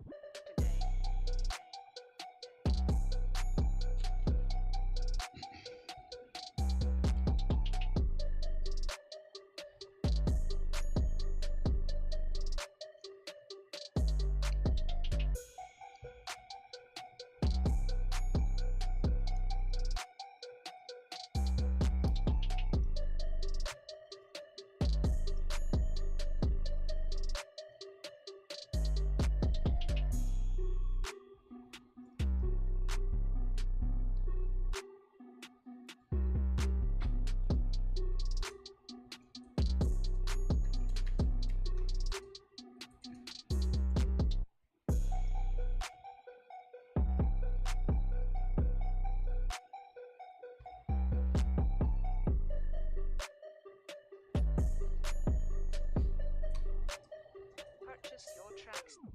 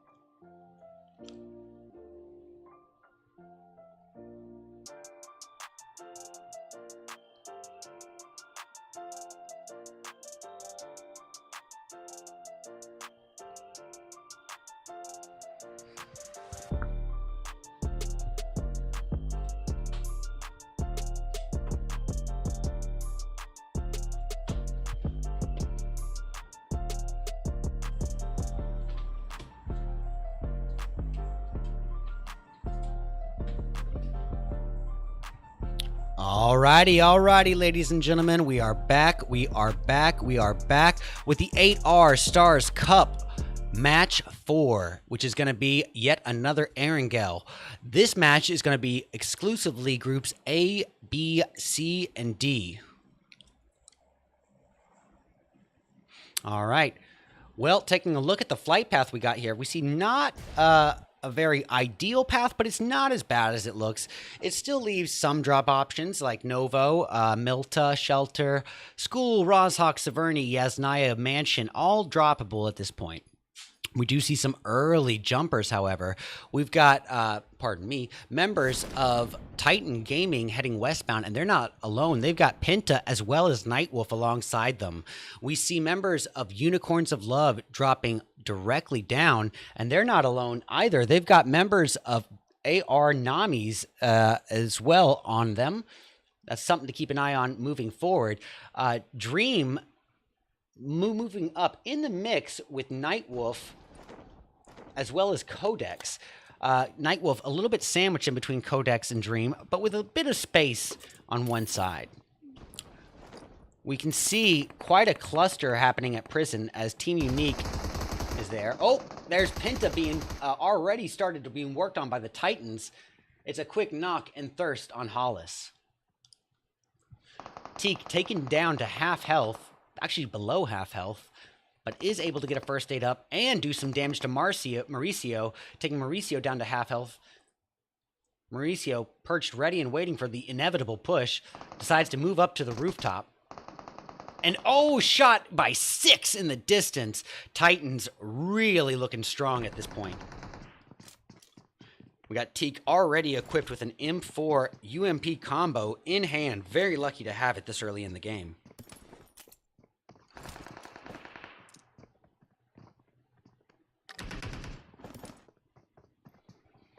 All right, we got Axer pushing his way up. Puncher slowly, or not slowly, shortly behind. Manu, as we've seen, knows how to hold position and stay alive as a solo. We'll see if he can do it again this time. He is going to get a vehicle and try to dip out of dodge, and you can't blame him one bit for that. Catching eyes on Shockwave, it's down to minus Shadow in, and Trayan. Minus is the last hope against Happy J. And he is just wrecked by that shotgun.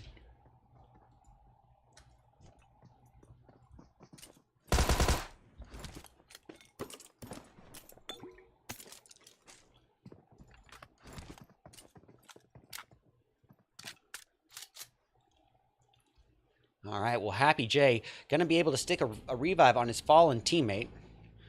Switching over to AR Nami's, we got eyes on Gojo.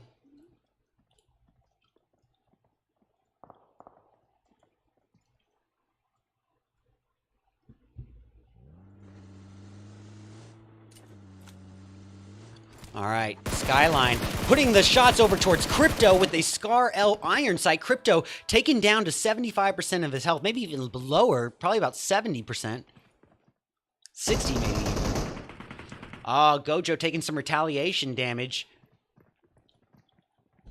And oh, it's a nade from Skyline, falling a bit short as Crypto falls back. We got Alicio and Icy God holding position on the rooftop. Crypto getting a little bit more secure of a position. A little bit of cover at least. Reznov off in the distance as Skyline scopes in with that iron sight Scar L.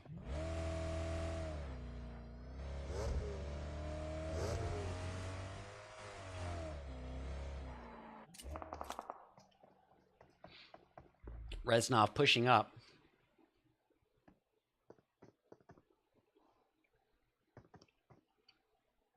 We still have quite a cluster here between AR Nami's and the Unicorns of Love. Reznov with 1 kill and the team's only kill to his name. Perched ready and waiting with that UMP. Skyline with the UMP of his own going after Crypto, and he does secure the knock. Alicio coming in. Alicio with very low health is taken down by Skyline. It's 1v2. Skyline gets them both.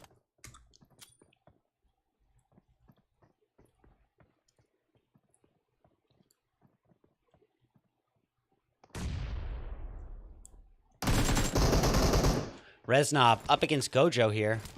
Alicio quickly thirsted by Shaloon. Reznov and Icy God are all that remains now for Unicorns of Love.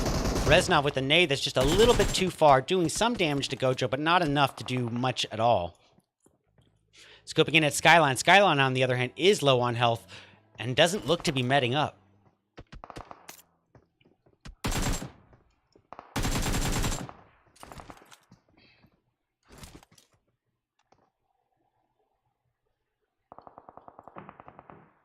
Ooh, this could be bad news as Shaloon has a high ground advantage on his opponent, but unfortunately for him, he's not able to shoot through those cracks in the boards, so.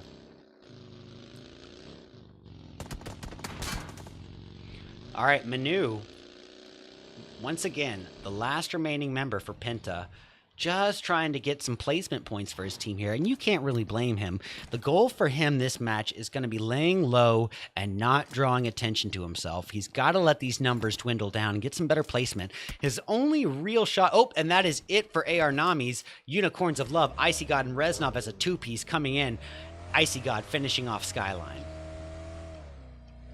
But his goal for this match is really going to be laying low, letting those numbers dwindle down, and just coming in.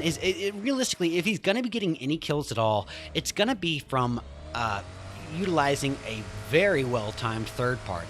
And that's his best shot at succeeding this match.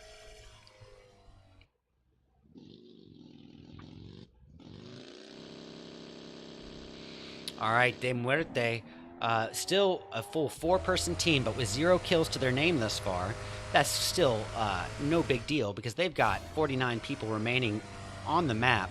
They've got plenty of time to get their kills.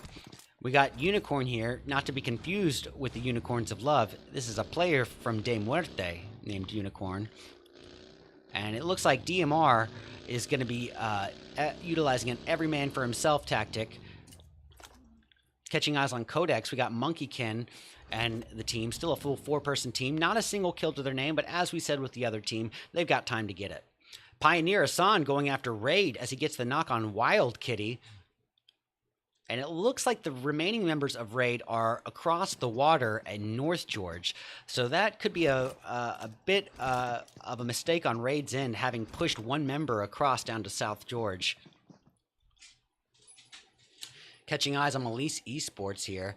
Their immediate threat would be, I guess, Shockwave behind them. We got a lot more close confrontation between Konina Power and members of Codex, pardon me. Codex kind of sandwiched in between De Muerte and Konina Power, but with a little bit of side on their north end.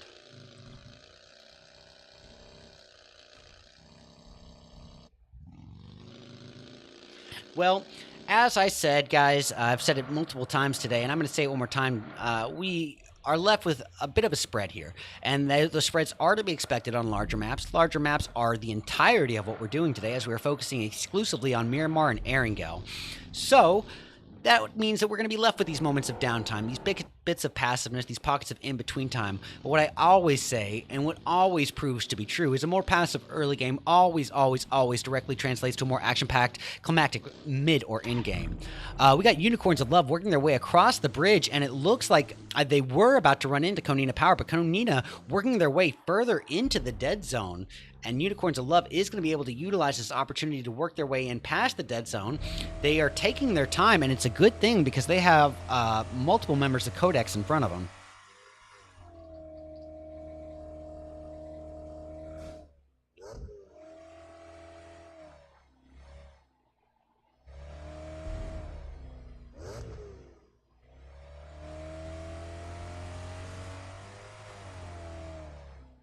So for those of you who are just now tuning in, welcome to the 8R Stars Cup. This is day 1 of 3, match 4 of 6, Erangel. Catching eyes on Box Esports. Box doing a pretty good job of claiming real estate early. They've been doing so for the majority of this event today, really focusing on claiming real estate early, and that is imperative on larger maps like Erangel and Miramar, where compound cover can ultimately be few and far between in certain locations. So when it comes down to that, it's just absolutely imperative to know the geography, know the good hills, the good divots, where the grass grows tall, where there are a lot of trees and boulders that you can use as natural cover.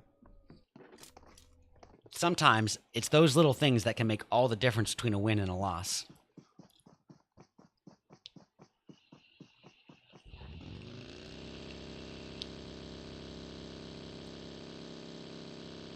All right, once again, the spread remains surprisingly enough, but we do start to see a cluster forming at the center of zone between Raid, Dream, Box, Big, and De Muerte. Still a little bit of space on each side, though. Oh, it looks like Box, pardon me, and Big are about to face off. Hiskay working his way in. So far, Big with 0 kills. As Suave takes down Metano, this could be kill number 1 for Team Big. Now, Box, as well with 0 kills, reduced down to a 3-person team for the moment, at least. Reflect is able to do the knock on Suave right there and then. Beautiful shots with that M4 going in at Mazaro. Mazaro coming in at half health, but ultimately always taken out from behind by Michi.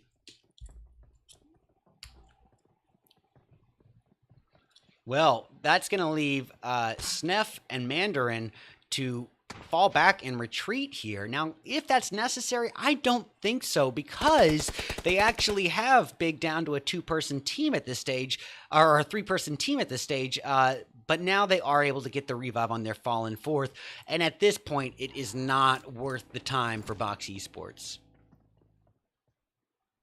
Well, it looks like Nightwolf and Titans are relatively close by one another as well. That could be something to keep an eye on moving forward. I also see De Muerte in the mix with members of Melise Esports up at the northeastern portion of zone.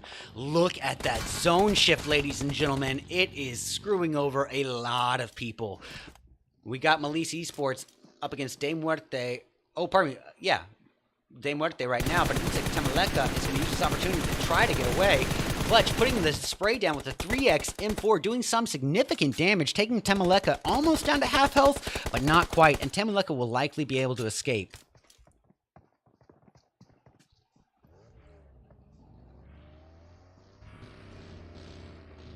Catching eyes on Oscar from Melise. Well, he's just pulling a rotation.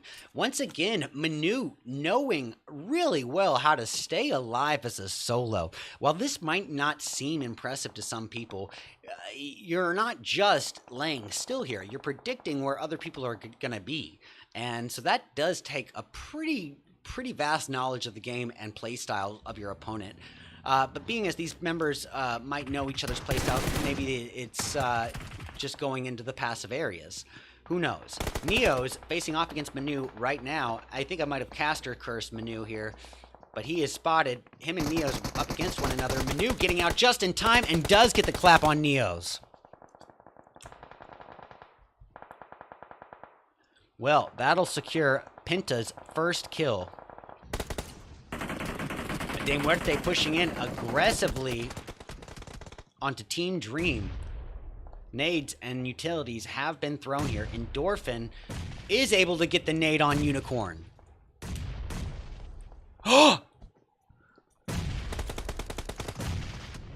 Look at this, just raining down utilities. Yankee trying to stick some revives if possible. Dream, still a full 4-person team, is going to push up. Endorphin has the opportunity to secure the thirst, but he is not getting greedy. Oh, but maybe he should have, because he was taken down. Well, that leaves everything riding on Valier and Koze. Oh, and Sears as well, pardon me. Sears coming in with a drop shot, able to take out Dadakev. Dada EV, pardon me. Well, that's all the noise Codex needs to come in for a well-timed third party and just clean up the remains. Easy claps for Codex as they secure their third and fourth kill.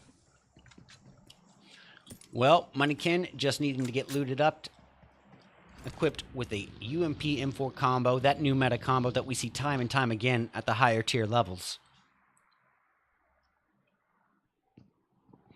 Little bit of a spread remaining on the board. Unicorns of Love pretty close to Shockwave, however. Shadowkin could be in the midst of driving into Reznov. However, Reznov and Icy God, two remaining teammates of Unicorns of Love, pretty far away from one another, which is a bold move as a two-piece. Oh, look at this. Trazen taking a huge hit. Very lucky to be alive at this stage. Going to try to occupy the shack to heal up, but one nade could end him and his teammate.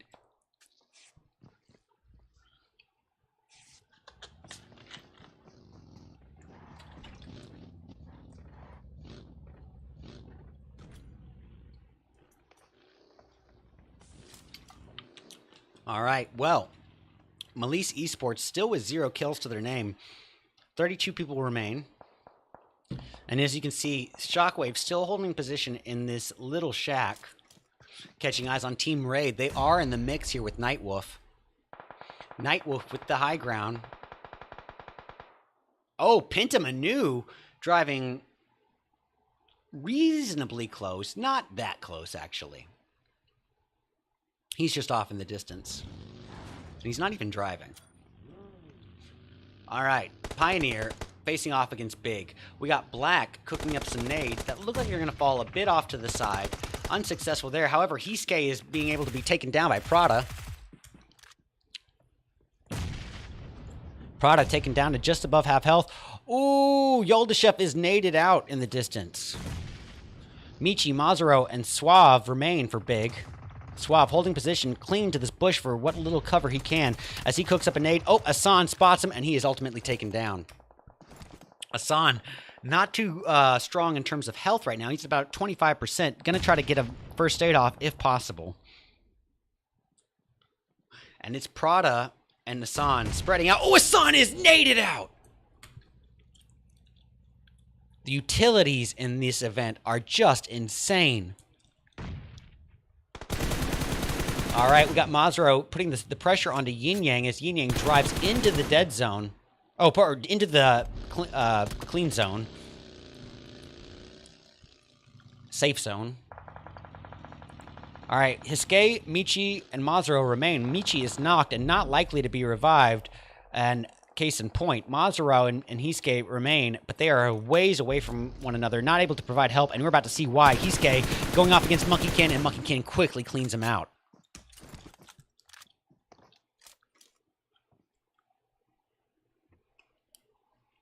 Furia gonna try to stick a revive on his fallen teammate of Hayes as the Nightwolves hold position above them, not just making sure he stays fully boosted. And it looks like actually Not is the last remaining member of Nightwolves at this point. So he's going to be, that explains why he's not quite seizing the opportunity to attack. All right, Konina Power, still with 0 kills to their name. We see Lucci single tapping over at Furia with the M4 3x combo.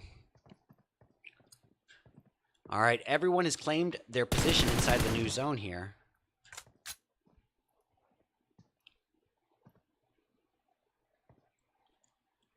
And that new zone has shifted, and it is going to favor the southwest portion of zone, favoring Team Raid and a couple members, or the only remaining member of Penta, which is Manu. Konina Power doesn't have too far to work their way in.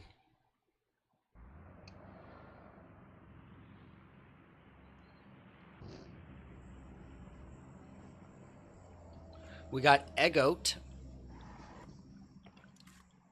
holding position. Now, Melise Esports has been able, since the last time we saw them, to secure their first and second kill. But keep in mind, they are still a full 4-person team. And, you know, put that at a huge advantage against a team like Nightwolves, which at this point is down to Not and Not alone. All right, well, he pushes right up to Team Raid and claims positioning inside this one building. Is he safe? Not really. But he does have an interesting position, because if he is going to be approached from the outside's going to have that high ground, but they probably won't have a line of sight on it. Lucci boldly pushing directly into Codex, taking immediate damage, but is retaliating onto Slabost, focusing on single now, not getting any connecting damage there. His teammate Zen Z trying to approach as Lucci takes a little bit of nade damage, taken down to just above half health. And there it is! Lucci is naded out by Ken. Oh, Mazarao going down at the hands of Box Esports' Snef. Zen cooking up some nades of his own. Doing some damage to single, but not much. Trying to make sure to keep a nice little cloud of smoke on himself, utilizing what cover he can, but the nades still rain down upon him, taking him down to below half health.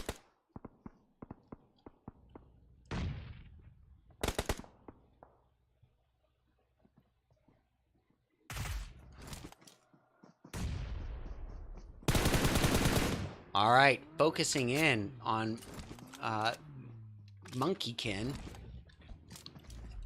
and the Codex team in general. They are just working their way in from the outskirts of zone. It looks like Shockwave is about to face off against Penta Manu. Manu has stayed alive as a solo for the majority of this game. But boy, it looks like that reign could come to an end if Shockwave catches any knowledge of his whereabouts. If they have any hint that he's there, it would be one nade to end everything. Codex going off in the distance, securing a kill. However, not without paying a price, as Monkeykin is eliminated, leaving it riding on Slab, Folly, and Single.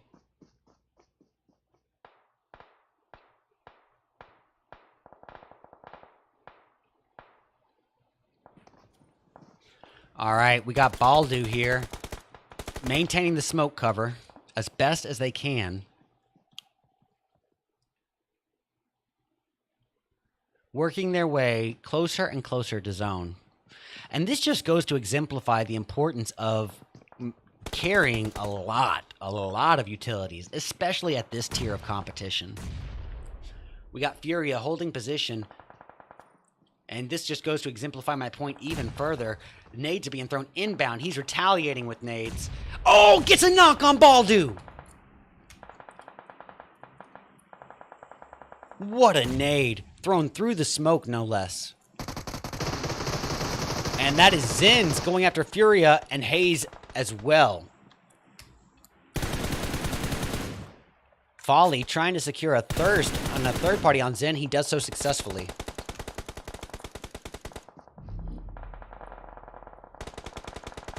We got Mandarin, the last remaining member for Box Esports, holding at the edge of the dead zone, taking serious damage. He's going to try to work his way in and go prone. Nope, he worked his way in and try to immediately get to new zone. He's going to go on his belly bandit, but spotted by Team Codex and quickly eliminated. Codex now with 3 members remaining with 12 kills to their name. What an amazing performance. Oh, that's Slabos being taken down. That's by a member of Melise Esports, Rax, pardon me. However, his teammate Oscar, oh, that is it for them. Shockwave eliminates Melise. Guys, we are down to 5 remaining teams spread out amongst 8 people. Manu still in the game here as Shadowkin pushes up. He looks through the window and it is a spot, but Manu quickly eliminating the threat. Securing his second kill and the team's second as well. Well, Trey Zen, no doubt, very well aware of Manu's position, throws a nade that does very significant damage, taking Manu down to 1/3 of his overall health.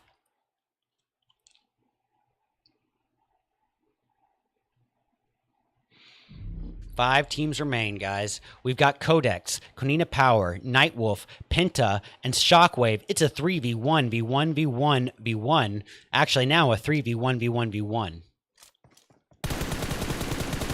Now it's a 3v1, v1, v1. All right. Folly working his way up at about just slightly less than 1/3 of his overall health. Single with the high ground advantage on Gore does great work taking him out. We got a 3v1, v1. This is Codex's match to win. All advantage is in their favor. High ground and number advantage. They might even not have to do anything as Shockwave and Penta, down to 2 solos at this point, are about to face off with one another. Trey Zen versus Manu. Manu is spotted by Single doing some 3x sprays, not getting much connecting damage on Manu at all. However, that could be it. Nope. Little undercooked by Trey Zen. And Manu quickly pushes up. And Trey Zen was not ready for that. So, we got Manu versus Codex. Penta versus Codex on a 1v3. Single, Slabast, and Folly versus Manu. Manu doing everything he can to provide himself some sort of cover, but boy, he is outside his zone with no time to waste, and he's got to work his way in. He does get the get the takedown on Codex. Codex clutches the dub. Wow, what an amazing performance by Team Codex, putting up first place with 15 kills to their name. Very impressive performance. Second place going to Penta, once again, thanks to Manu, really carrying his team to the end game. 3 kills to Penta. Shockwave in third with 7. Konina Power in fourth with 5. Nightwolf in third with 4, 3 of which are from Prepod. Fourth or sixth going to Melise Esports with 2. Box Esports in 7th with 1 kill. We got 8th place belonging to Raid Esports with 2 kills from Hayes. Wait a moment before we get into that. Let's put some music on.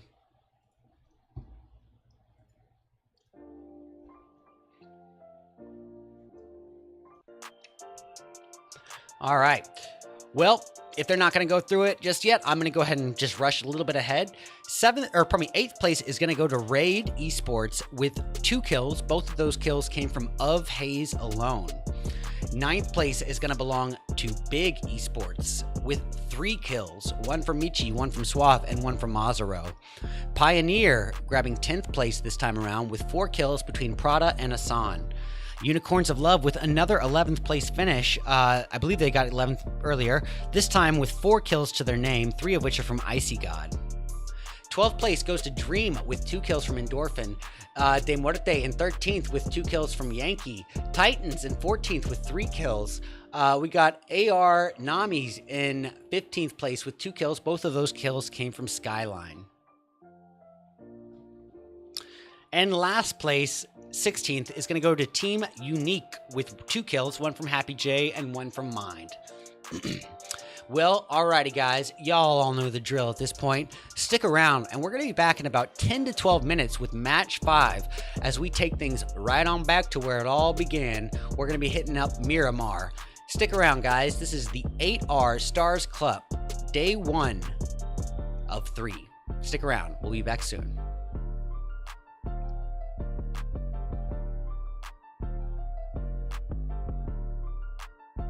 And I can see why. He wants to try to get the preemptive knock on at least one Pioneer member to have some sort of leverage to push. Yin Yang pushing up as Prada, his teammate, takes a huge hit of damage, but ooh, Yin Yang with an S12 comes in clutches! What little cover he can as he cooks up a nade. Oh, Asan spots him, and he is ultimately taken down. Asan, not too strong in terms of health right now. He's about 25%. Gonna try to get a first aid off if possible. And it's Prada and Asan spreading out. Oh, Asan is naded out! Securing a kill here. His second kill and the team's third. Nightwolf at this point is a 3-person team of Not, Yoldashev, and Neos. Pardon me. Neos with eyes on Psyopek, just nading the heck out of him. Beautifully placed nade. Carrying a lot of utilities, especially at this tier of competition. We got Furia holding position. And this just goes to exemplify my point even further. Nades are being thrown inbound. He's retaliating with nades. Oh, gets a knock on Baldu! Manu is spotted by Single doing some 3x sprays, not getting much connecting damage on Manu at all. However, that could be it. Nope, little undercooked by Treyzen. And Manu quickly pushes up. And Treyzen was not ready for that. Prada taken down to just above half health. Ooh, Yoldashev is naded out in the distance. Michi, Mazaro, and Suave remain for Big. Suave holding position, clinging to this bush for what little cover he can as he cooks up a nade. Oh, Asan spots him, and he is ultimately taken down close, actually. He's just off in the distance. And he's not even driving. All right, Pioneer facing off against Big. We got Black cooking up some nades that look like you're going to fall a bit off to the side. Unsuccessful there. However, Hiske is being able to be taken down by Prada for that. Catching eyes on Shockwave. It's down to minus Shadowin and Trayan. Minus is the last hope against Happy J. And he is just wrecked by that shotgun. Now it's a 3v1v1v1. All right, Folly working his way up at about just slightly less than 1/3 of his overall health. Single with the high ground advantage on Gore does great work taking him out. Prada shooting in at Neos.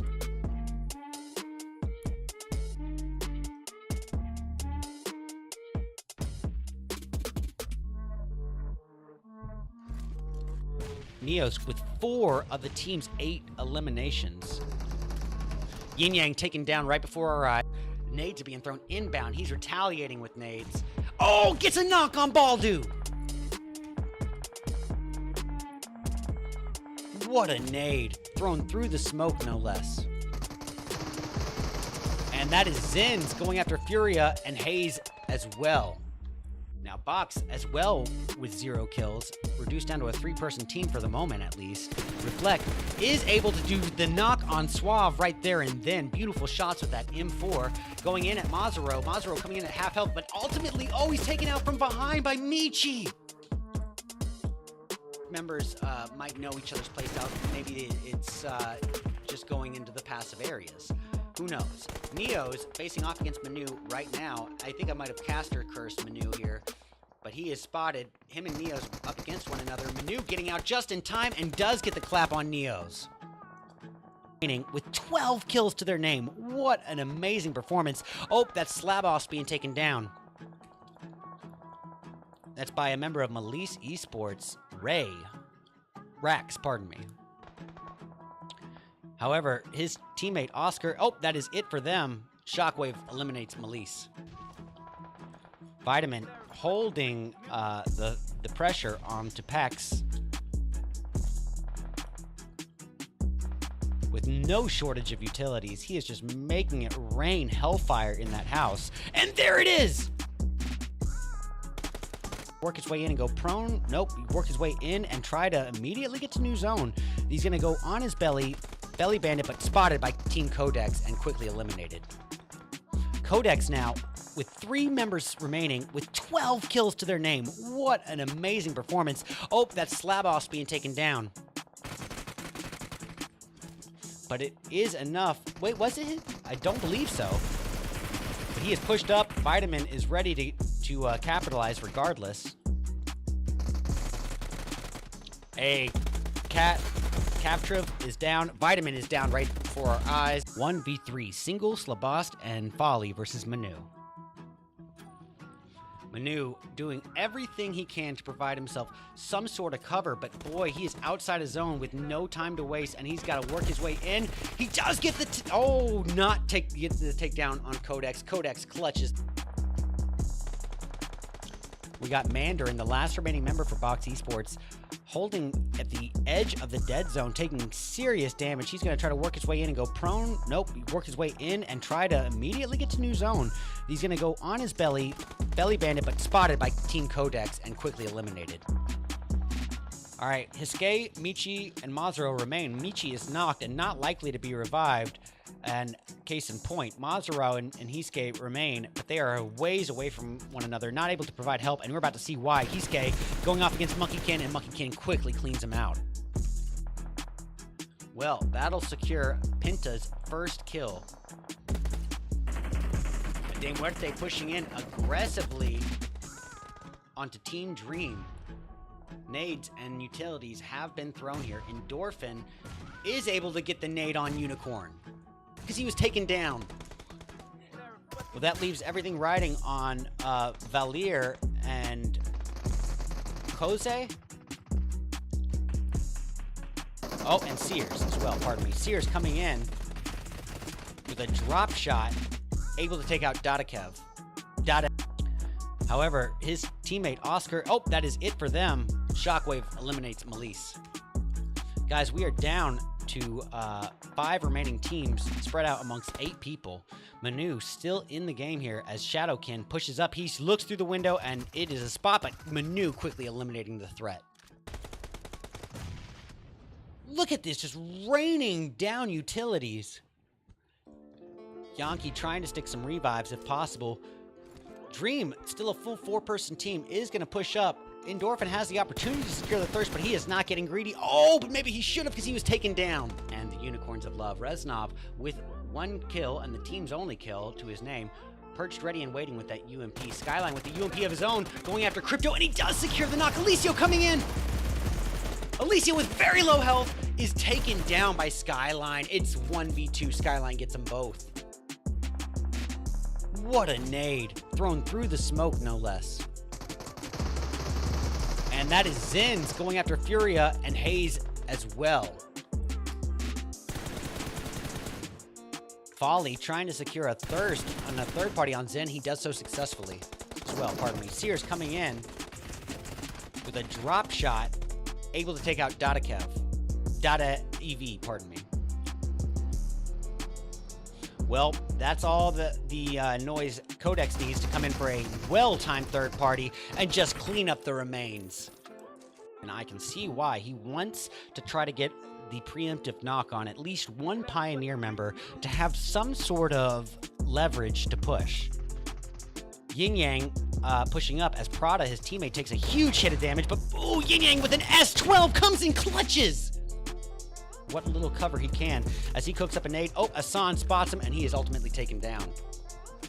Asan, not too strong in terms of health right now. He's about 25%. Gonna try to get a first aid off if possible. And it's Prada and Asan spreading out. Oh, Asan is naded out! Securing a kill here. His second kill and the team's third. Nightwolf at this point is a three-person team of Not, Yoldashev, and Neos. Pardon me. Neos with eyes on Psyopek, just nading the heck out of him. Beautifully placed nade. Carrying a lot of utilities, especially at this tier of competition. We got Furia holding position. And this just goes to exemplify my point even further. Nades are being thrown inbound. He's retaliating with nades. Oh, gets a knock on Baldu. Manu is spotted by Single doing some 3x sprays, not getting much connecting damage on Manu at all. However, that could be it. Nope, little undercooked by Treyzen. And Manu quickly pushes up. And Treyzen was not ready for that. Prada taken down to just above half health. Ooh, Yoldashev is naded out in the distance. Michi, Mazaro, and Suave remain for Big. Suave holding position, clinging to this bush for what little cover he can. Alrighty, ladies and gentlemen, welcome back to round 5, day 1 of the 8R Stars Cup. Let me go ahead and disappear like a snap. Anyways, we're going to be kicking off round 5 as yet another Miramar. And everything that we needed to say about Miramar, we got out of the way in match 3. But just in case you weren't here for then, Miramar is our largest map. I mean, technically, Erengel's the same size, but that includes Erengel's bodies of water. So realistically, this is the largest map that we've got, meaning that the odds of two teams landing next to each other is just automatically going to be a bit slimmer. But it's also the most open map that we've got in the game, meaning that the odds of you being sniped from 300 meters away is just exponentially higher. But the third and most important thing about Miramar is that the map is so large that it finds itself entirely reliant upon the flight path to determine what sort of early game we actually end up getting. So with that being said, let's see what we're working with. Now you can see Pioneer holding the lead overall points. Now look at this, for once a change of luck for the participants as they finally catch a decent flight path. And this flight path might even be better than it looks. It's fairly centralized, so it looks good too, but it also finds itself in fair enough proximity to this line of compounds to the right. From Los Leones to El Azahar, and from Picado to Cruz de Valle, all reachable from this drop spot. Well, we do see some early jumpers. We see Slime Machine getting a very early start. 3TN jumping a little bit of ways away from his teammate. We also see members of, I believe that's, Team Big. Oh, no, pardon me, that's Pax Diorum jumping eastbound. Team Big, however, is moving off to the west. We see members of GMT Esports heading northeast alongside AR Namis, and that could be something to keep an eye on for sure. De Muerte looks to be heading westbound towards Monte Nuevo, and if so, they're going to have it all to themselves. Let's see. Further off, we can see Box Esports heading off in a bit of a split as well. Two members heading over towards Graveyard. Oh, looks like Proxy putting a Winchester shot over to Pax. Not getting any connecting damage. However, AR Nami's going after GMT, and GMT slow-mo retaliating onto Skyline. All right, GG is out of there. Skyline is knocked, but being revived by Haloon. Sheriff holding at the position at the edge. It's Decky is his remaining threat here, doing the overwatch and cover fire as his teammate secures the revive. Slow-mo, utilizing that footstep glitch, trying to go silenced around. And this is going to be interesting. I think they're going to come in at 2 different angles at the same time is my bet. Or maybe Slow-Mo is going to wait to see if they push on the outskirts behind the building. Only one way to find out.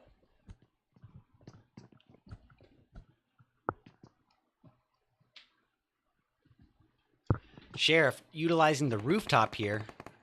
Decky no doubt hears him. And that's a quick thirst by Haloon.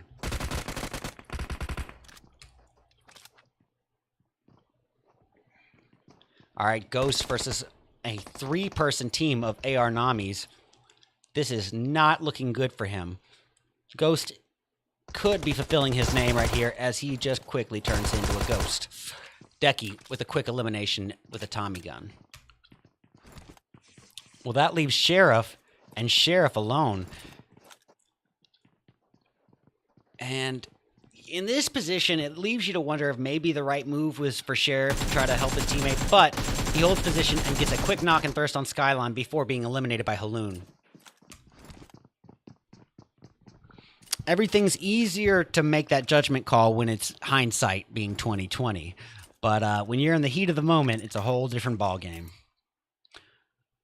All right, we do see a little bit of proximity here between members of Game Bedell and one member of KDV. That one member of KDV is Luxor. Well, no time to waste. Sly Machine here, occupying Leonis. And look, they got that all to themselves with no one around for miles.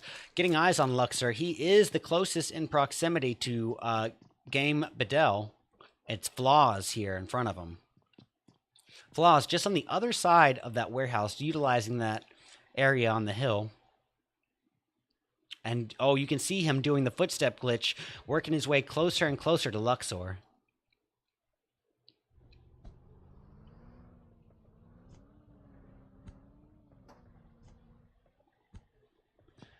Yep, and Luxor going to use this opportunity to get in a vehicle and secure a position of cover, bow out, and try to rejoin his teammates off in the distance. Well, the new zone has shifted. Look, Pioneer in first place with 51 points, only beating Nightwolf by 1 point. Codex trails behind 9 points further in third place with 41. Pax Diorm in fourth with 32. Titans in fifth with 29. But this is really a contest between Pioneer and Nightwolf at the moment as they are at each other's throats. 1 point separating first and second place.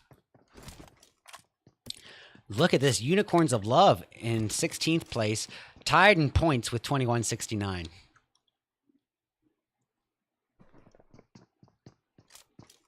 Well, Luxor thought better of rejoining his teammates and has decided to hold position for better or for worse.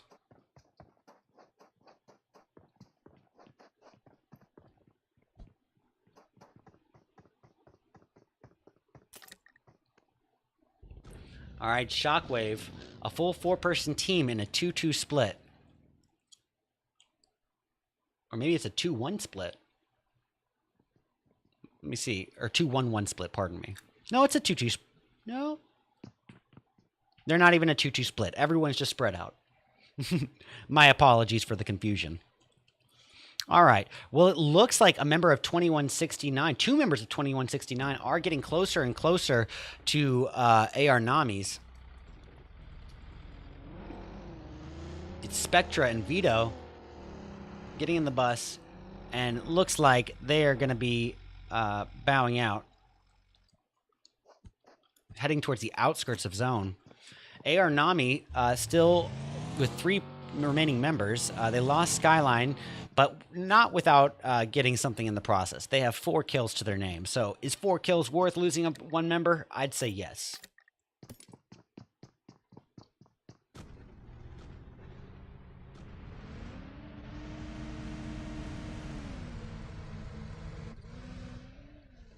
All right, De Muerte. Still a full 4-person team, but with 0 kills to the name. That seems to be a fairly recurrent theme towards the beginning of a Miramar match. These matches can have slow starts.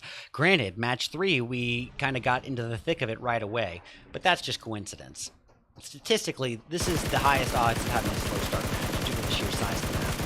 All right, shots being put on 2169 Lorenz and taking him down to below half health. Lorenz desperately trying to get away. At 1/3 health, he's brought down to about 10%. The vehicle is smoking. Can he get away? If he were to go right up that hill, it would have probably been his demise as he put himself in the line of fire. But instead, he goes up the side of the hill. But boy, he is driving out of the frying pan and potentially into a fire. I'm trying to see where he is on the map exactly. Okay. Well, Lorenz is actually not driving out of the frying pan into the fire. He's just pulling a wide rotation and coming back into the line of zone to rejoin his teammates. Well played. We do see Unreal Esports at the very top towards water treatment, the north end of the map. And he is not alone here. He's next to members of Game Bedell.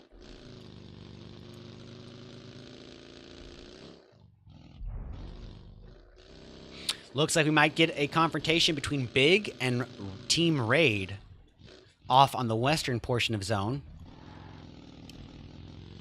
Catching eyes on Unreal. Papa at half health. Unreal still with 0 kills to their name. And very spread out from one another. Papa taking gunfire right now as he drives by a member of Game Bedell. Luckily for him, he takes no damage. The vehicle takes a little bit of damage and starts smoking, but he is able to get away.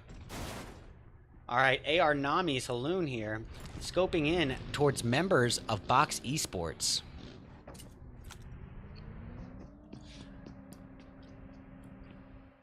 And it looks like Box is working their way around AR. Yep, we do have a fight here between Big and... pardon me, it was not Team Raid, it was De Muerte. Big and De Muerte having at it with one another here. Suave pushing up, M4 in hand, doing the footstep glitches as best as possible. It's Hiske, Suave, and Mazarao versus a 4-person team of De Muerte. Dada cooking up a nade here for Hiske. Does not connect with any damage. Gonna try again. And there you go. Suave taken down by Dada with the Scar L. No time to waste. Yankee putting some fire down and taking some quickly in retaliation. Tamaleka cooking up a nade for Hiske that does not connect. But De Muerte, to their credit, really utilizing nades. Dada with another takedown before being downed himself. Unicorn coming in and demolishing what remains. De Muerte coming out victorious, but not without paying a price. They lost Dada, but were able to secure 4 kills. Well, Unreal up here in the mix with the immediate threat of,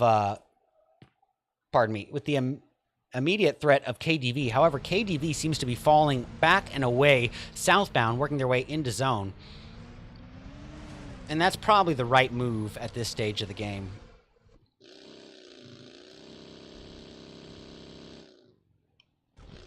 All right. Catching eyes. On the map, we are noticing that... pardon me. The Slime Machine's relatively close to Box Esports. Relatively. But they got an entire mountain separating the two of them, so I don't think they're an immediate threat to one another.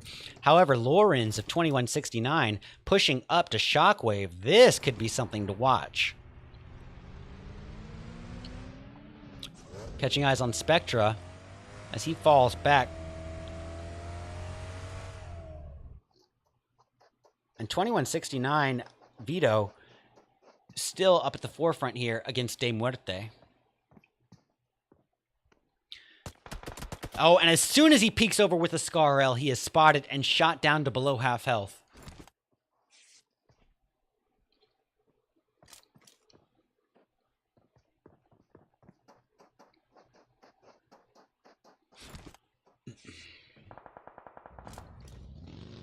Well, Vito thinking better of it as that dead zone starts to creep its way inward. He's going to try to reunite with his teammates, it looks like. One of the teammates right here putting a single tap 6x M4 over towards the enemy. Oh, it looks like Unique and Pax Diorum are about to square off as well on the southeastern portion of zone. And look, the new zone has shifted and it favors about half the teams remaining. The good chunk of Leones is in zone. Majority. Unicorn scoping in. 4x M4 at the ready.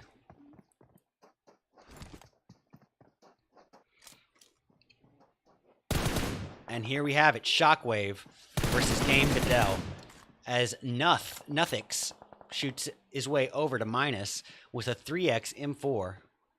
We got Baybar just trying to med himself up, if possible. Ooh, minus shot down by Gojo.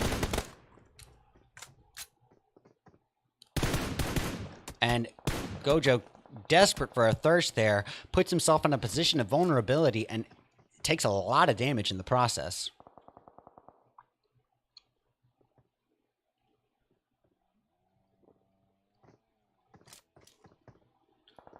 Gojo does have the high ground here on Shockwave, and he's about to utilize it as he puts good shots down onto Hyakini, however, not getting any connecting damage.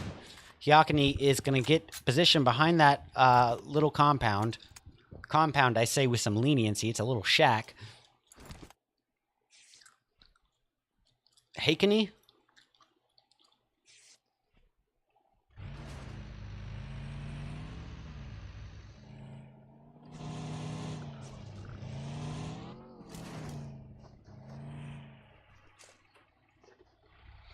All right. Well, Game Bedell needs to work their way into zone. But in doing so, they are in an interesting position as Haloon holds position here at the edge of zone, a little bit of ways away from his teammates. He is trying to gatekeep Game Bedell from a separate angle. However, his position has just been compromised. Game Bedell not quite taking the bait as they form into a 2-2 split, which I think is absolutely the right move in a play like this.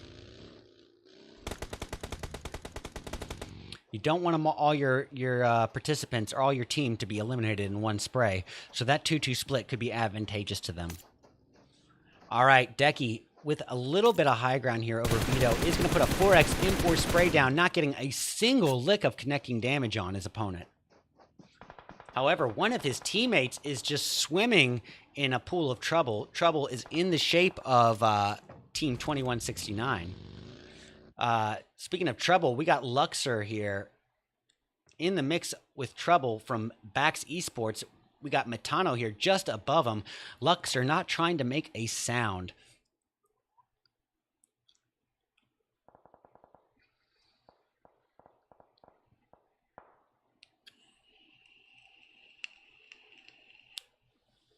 All right, this is that calm before the storm scenario. Shockwave firing northbound at AR Nami, and in the process being fired back on upon by 2169. 2169 unintentionally helping out their opponents in AR Nami, as AR Nami tries to shoot 2169. Got a little love triangle forming here. But the problem is that they are all outside of zone and going to need to work their way in. Both Shockwave, AR Nami, and 2169 all need to work their way into zone. And to do so from the same point outside of zone, that could mean that they are going to have to compete for it. Well, Shockwave realizes this fairly early on as they work their way into zone, but heading directly toward Box Esports, who's holding position on top of the mountain on multiple angles. Box Esports has a huge high ground advantage here. However, they are focusing in on Game Bedell here. Metano taking a couple licks of damage there. KDV's Vitamin taken out by Halju from Unique.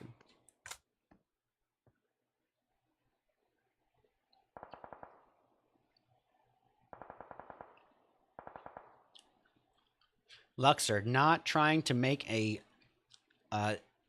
bit of noise here. He is trying to lay low, let these numbers dwindle down around him, let them get a little bit slimmer before he makes any moves. Oh, Shadowin taken out by Reflect. Oh, actually by Metano. as Matano secures the team's first kill and his first kill as well.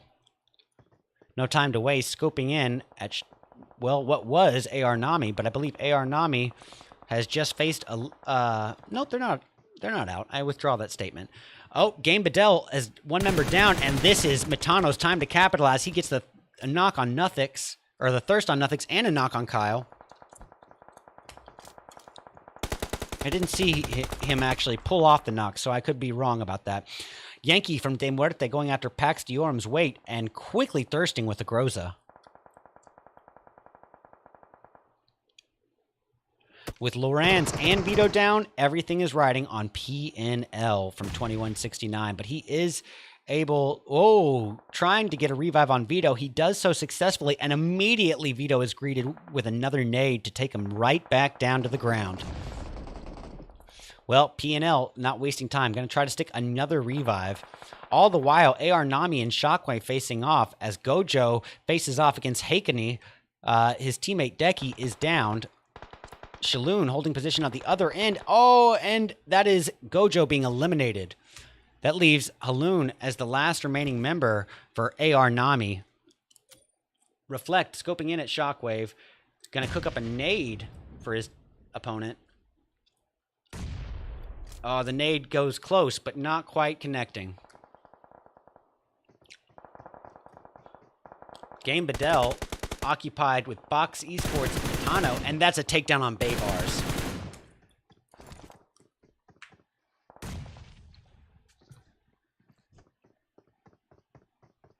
Looks like Matano still up in the mix.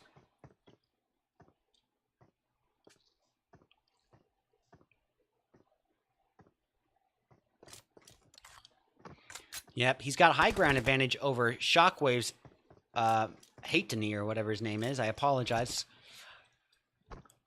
But he's just above Game Bedell's flaw. And this could be interesting. Flaw does not seem to know about his opponent's position just yet, does he? Yes, he does. He's pushing closer and closer to the cliff as to not be shot. Flaws is not oblivious to Matano's location. All right, Pax Diorum prepared to face off.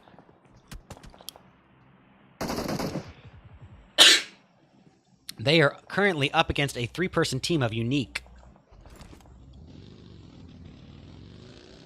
Unique, Hajlu, trying to get a little bit further away from Pax. And it looks like the team is doing so as well. Currently, Unique is sandwiched in between Pax and KDV. Looks like we got a fight going off between Game Bedell and Matano still continuing. Oh, Katrov is taken out.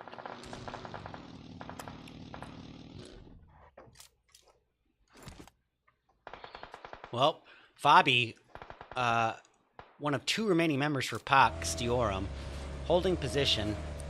Him and Vaneska are all that remain. Vaneska, however, is in big trouble with Sly Machine. Proxy and 310 surround him, and that is that for him. Just eliminated out there. DMR Unicorns going after Unique's Happy J and getting the takedown. Quickly switching over to De Muerte. You got Yankee overlooking KDV's SZ, and he gets a quick takedown. Nicely done.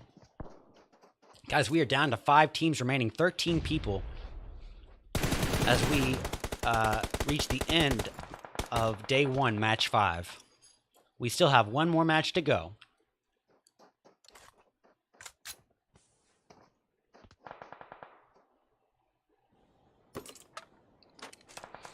All right.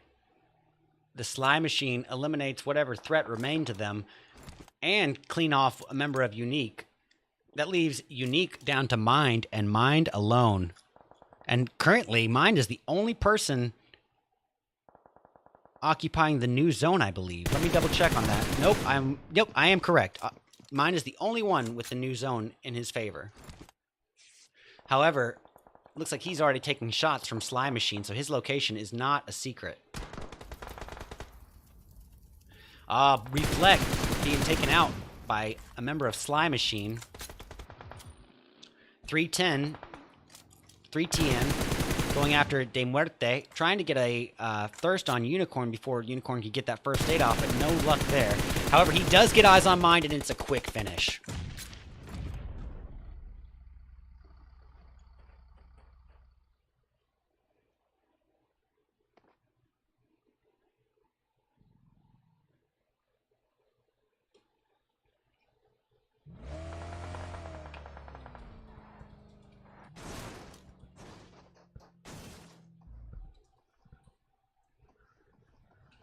All right, guys. 3 teams remain. 9 people. We got ourselves a 3v3v3 Sly Machine, Box Esports, and De Muerte. A fair fight to end round 5. Tamaleka scoping in with a 3x M4 towards Gonzo Boss, doing some damage, not enough to really impact.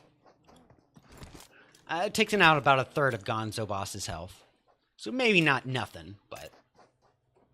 Unicorn from De Muerte scoping in at Box, however, being approached by his teammates. Interestingly enough, all 3 teams utilizing the right half of zone here.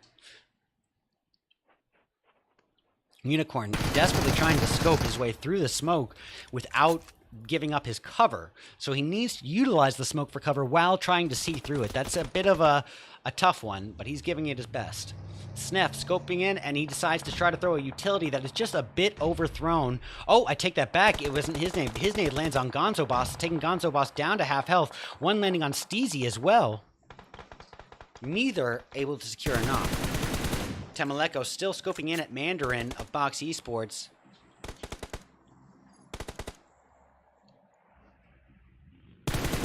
Each team exercising extreme caution here. Box with a bit of a high ground.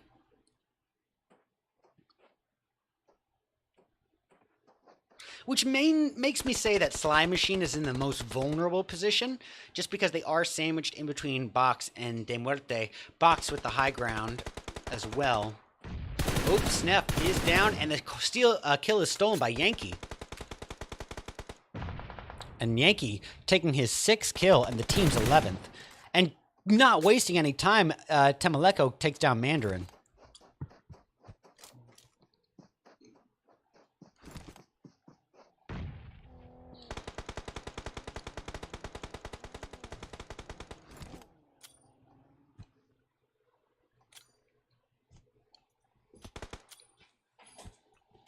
Reflect, clouding himself in a pool of smoke here, so as to try to stick a revive on his fallen teammate Mandarin, but he's got to do so quick, because only 11 seconds remain on the clock before that zone starts closing in.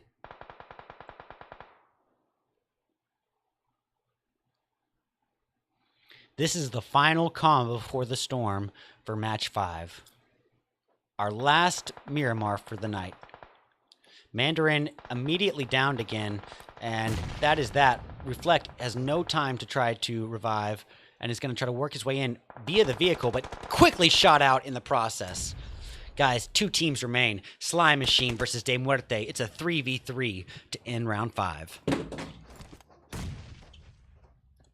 Yankee with 7 of the team's 12 kills, all to himself.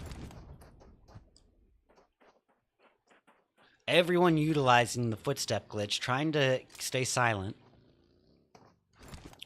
3TN cooking up another utility.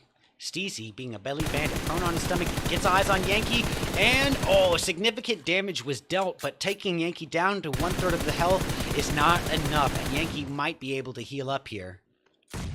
Oh, but no! Gonzo Boss with the nade! What a nade by Gonzo Boss. Absolutely coming in clutch there. Tamaleko with hopes of getting a revive on the fallen teammate. No, realizes better. That is not going to happen and falls back thinking better of it, which is the right call because Yankee is under fire from Steezy. Tamaleka cooking up nades as well in retaliation for Gonzo Boss, but they are not going to connect. And Yankee is out of there by Gonzo Boss. Well, this leaves Unicorn and Tamaleka in a disadvantage as they are at a 2v3 against Sly Machine.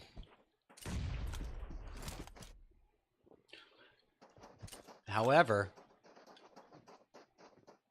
be that as it may, De Muerte does have 12 kills to their team's name, so we can't rule out anybody.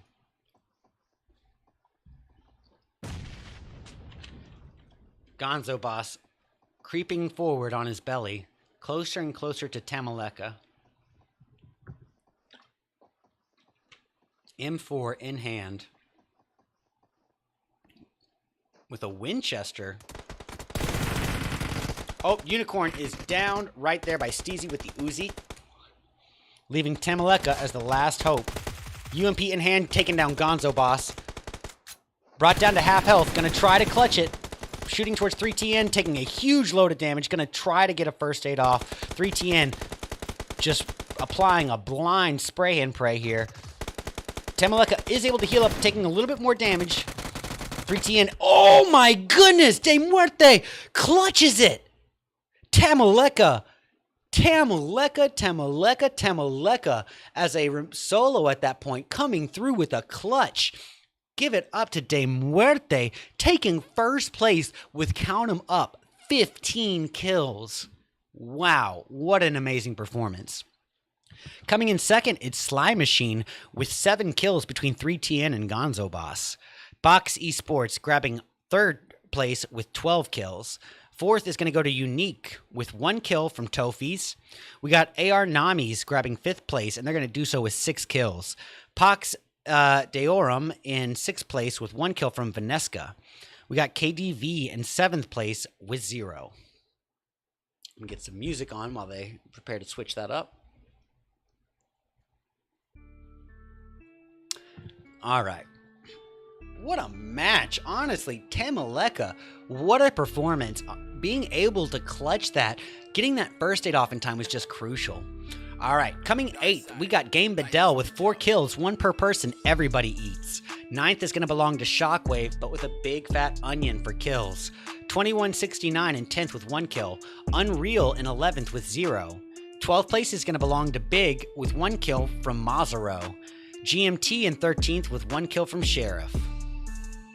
And that, my friends, ladies and gentlemen, concludes match 5. But stick around because we are going to be back at you in about 10 to 12 minutes with our 6th and our final match of the night. These are the 8R Stars Cup Day 1. Stick around, guys. We'll be back soon. I can see why he wants to try to work his way in and go prone. Nope, work his way in and try to immediately get to new zone. He's going to go on his belly bandit, but spotted by Team Codex and quickly eliminated. Codex now with 3 members remaining with 12 kills to their name. What an amazing performance. Oh, that's Slabos being taken down. What a nade. Thrown through the smoke, no less. And that is Zins going after Furia and Hayes as well. Folly trying to secure a third party on Zen. He does so successfully. And I can see why. He wants to try to get the preemptive knock on at least one Pioneer member to have some sort of leverage to push. Yin Yang pushing up as Prada, his teammate, takes a huge hit of damage, but ooh, Yin Yang with an S12 comes in clutches!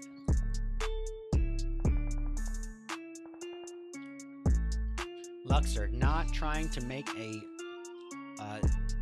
bit of noise here. He is trying to lay low, let these numbers dwindle down around him, let them get a little bit slimmer before he makes any moves. Oh, Shadowwind taken out by Reflect.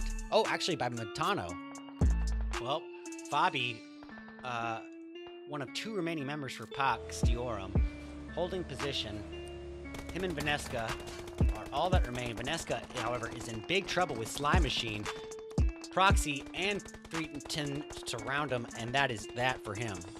3TN cooking up another utility. Steezy, being a belly bandit, prone on his stomach, gets eyes on Yankee, and significant damage was dealt, but taking Yankee down to 1/3 of the health is not enough. Yankee might be able to heal up here. Oh, but no! Gonzo Boss with the nade! Carrying a lot of utilities, especially at this tier of competition. We got Furia holding position. And this just goes to exemplify my point even further. Nades are being thrown inbound. He's retaliating with nades. Oh, gets a knock on Baldu. M4 in hand. With a Winchester. Oh, Unicorn is down right there by Steezy with the Uzi. Leaving Tamaleka as the last hope. UMP in hand, taking down Gonzo Boss. Gonna happen, and falls back thinking better of it, which is the right call because Yankee is under fire from Steezy. Tamaleka cooking up nades as well in retaliation for Gonzo Boss, but they are not gonna connect. And Yankee is out of there by Gonzo Boss. However, his teammate Oscar, oh, that is it for them. Shockwave eliminates Melise. Guys, we are down to 5 remaining teams spread out amongst 8 people. Manu still in the game here as Shadowkin pushes up. He looks through the window and it is a spot, but Manu quickly eliminating the threat. But it is enough. Wait, was it? I don't believe so. But he is pushed up. Vitamin is ready to capitalize regardless. A Captriv is down. Vitamin is down right before our eyes. Prada taken down to just above half health. Ooh, Yoldashev is naded out in the distance. Michi, Mazaro, and Suave remain for big. Suave holding position, clinging to this bush for what little cover he can as he cooks up a nade. Oh, Asan spots him, and he is ultimately taken down. And the Unicorns of Love. Reznov with 1 kill, and the team's only kill to his name. Perched ready and waiting with that UMP. Skyline with the UMP of his own, going after Crypto, and he does secure the knock. Alicio coming in. Alicio with very low health is taken down by Skyline. It's 1v2. Skyline gets them both. Reflect being taken out by a member of Sly Machine. 310.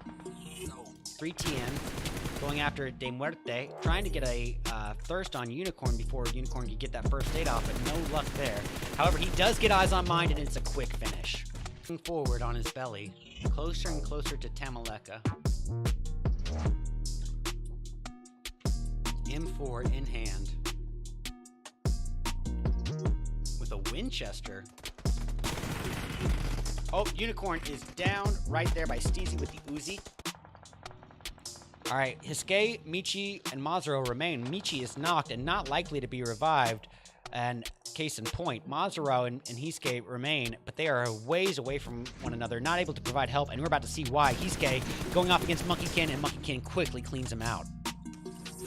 Versus Game Videl, as Nothix shoots his way over to Minus with a 3x M4. We got Baybar just trying to med himself up if possible. Ooh, Minus shot down by Gojo. And that is that for him. Just eliminated out there. DMR Unicorns going after Unique's Happy J and getting the takedown. Quickly switching over to De Muerte. You got Yankee overlooking KDB's SZ, and he gets a quick takedown. We got Mandarin, the last remaining member for Box Esports, holding at the edge of the dead zone, taking serious damage. He's going to try to work his way in and go prone. Nope, he worked his way in and try to immediately get to new zone. He's going to go on his belly bandit, but spotted by Team Codex and quickly eliminated. All right, Ghost versus a 3-person team of AR Namis. This is not looking good for him. Ghost could be fulfilling his name right here as he just quickly turns into a ghost. Decky with a quick elimination with a Tommy gun. Well, P&L not wasting time. Going to try to stick another revive. All the while, AR Nami and Shockwave facing off as Gojo faces off against Hakani. His teammate Decky is downed. Shaloon holding position at the other end. Oh, and that is Gojo being eliminated. Vitamin holding the pressure onto Pex. With no shortage of utilities, he is just making it rain hellfire in that house. And there it is! Down to half health, gonna try to clutch it. shooting towards 3TN, taking a huge load of damage. Gonna try to get a first aid off. 3TN just applying a blind spray and pray here. Tamaleka is able to heal up, taking a little bit more damage. 3TN, oh my goodness, De Muerte clutches it! Which makes me say that Slime Machine is in the most vulnerable position, just because they are sandwiched in between Box and De Muerte. Box with the high ground as well. Oh, Snap is down, and the kill is stolen by Yankee, securing a kill here. His second kill and the team's third. Nightwolf at this point is a three-person team of Not, Yoldashev, and Neos. Pardon me. Neos with eyes on Psyopek, just nading the heck out of him. Beautifully placed nade. Look at this, just raining down utilities. Yankee trying to stick some revives if possible. Dream, still a full four-person team, is going to push up. Endorphin has the opportunity to secure the thirst, but he is not getting greedy. Oh, but maybe he should have because he was taken down. Members might know each other's playstyle. Maybe it's just going into the passive areas. Who knows? Neo's facing off against Manu right now. I think I might have caster cursed Manu here, but he is spotted. Him and Neo's up against one another. Manu getting out just in time and does get the clap on Neo's. Now Box as well with 0 kills, reduced down to a 3-person team for the moment at least. Reflect is able to do the knock on Suave right there and then. Beautiful shots with that M4 going in at Mazaro. Mazaro coming in at half health, but ultimately always taken out from behind by Michi. Well, that'll secure Pinta's first kill. De Muerte pushing in aggressively onto Team Dream. Nades and utilities have been thrown here. Endorphin is able to get the nade on Unicorn versus a 4-person team of De Muerte. Dada cooking up a nade here for Hiske. Does not connect with any damage. Gonna try again. And there you go. Suave taken down by Dada with the Scar L. Nades are being thrown inbound. He's retaliating with nades. Oh, gets a knock on Baldu. What a nade. Thrown through the smoke, no less. And that is Zins going after Furia and Hayes as well. Manu is spotted by Single doing some 3x sprays, not getting much connecting damage on Manu at all. However, that could be it. Nope, little undercooked by Treyzen. And Manu quickly pushes up. And Treyzen was not ready for that. And at, well, what was AR Nami, but I believe AR Nami has just faced a, no, they're not out. I withdraw that statement.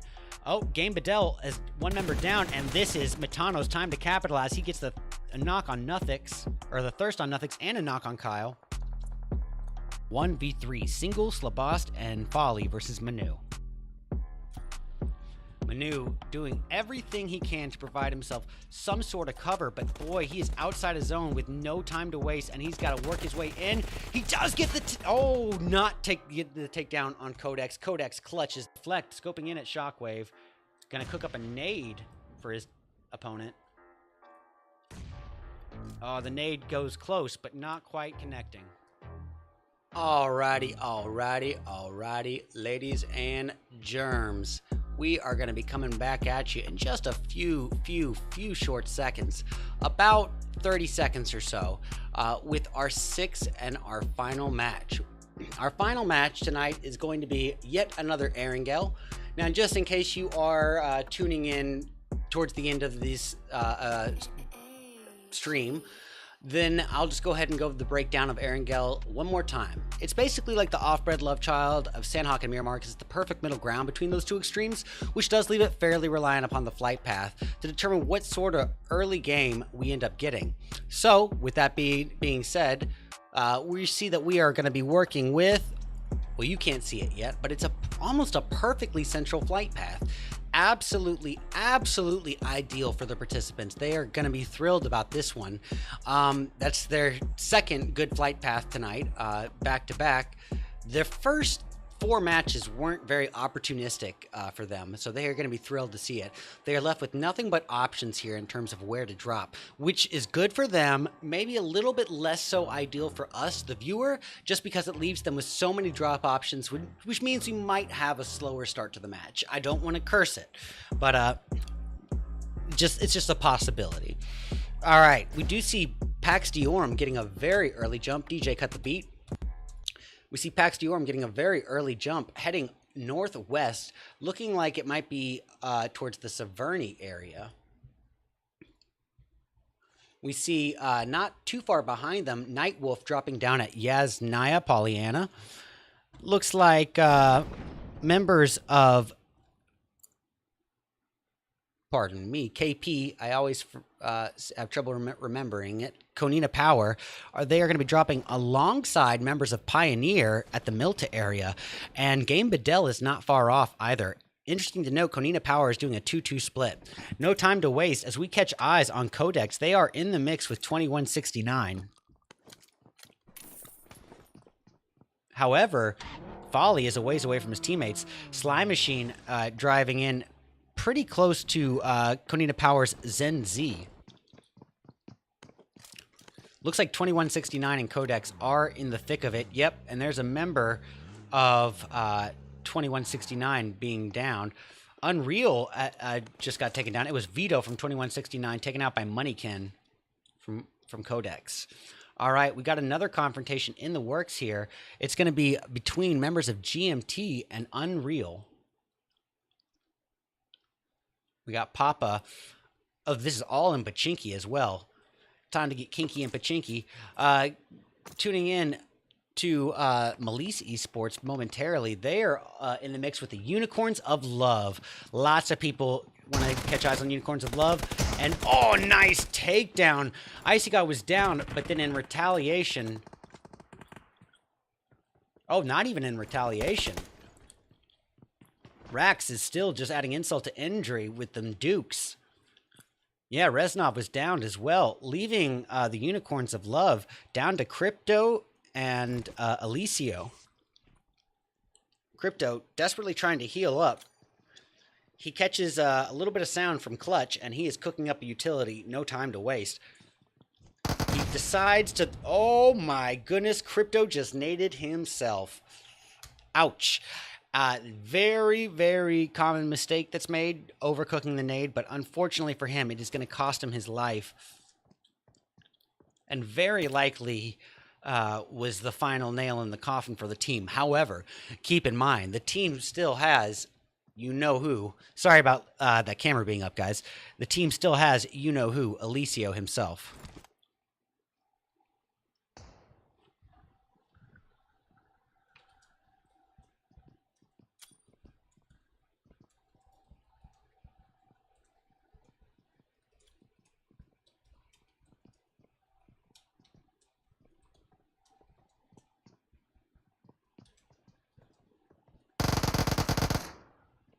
All right.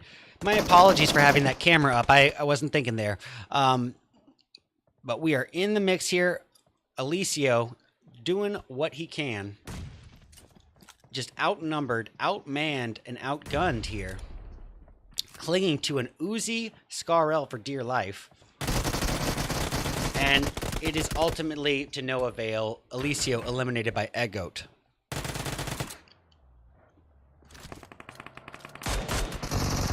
Well, Slime Machine doing work on Melise. Just out... Oh, pardon me, not Melise. 2169. Nope. Konina Power. My apologies. Lucci. I have so much trouble pronouncing his name. Lucci, Gory, and Albadov remain for Konina Power. They're being driven by Codex's Moneykin. And it looks like they might even end up charging it to try to help out Lucci.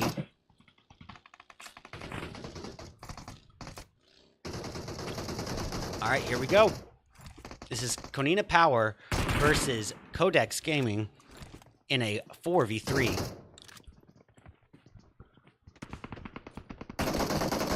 Konina Power surrounding Codex in the compound. However, Codex still had Moneykin on the outskirts. Moneykin had a great angle, but was ultimately taken down in the process. Oh, Agori is downed as well. Oh, what a nade on single!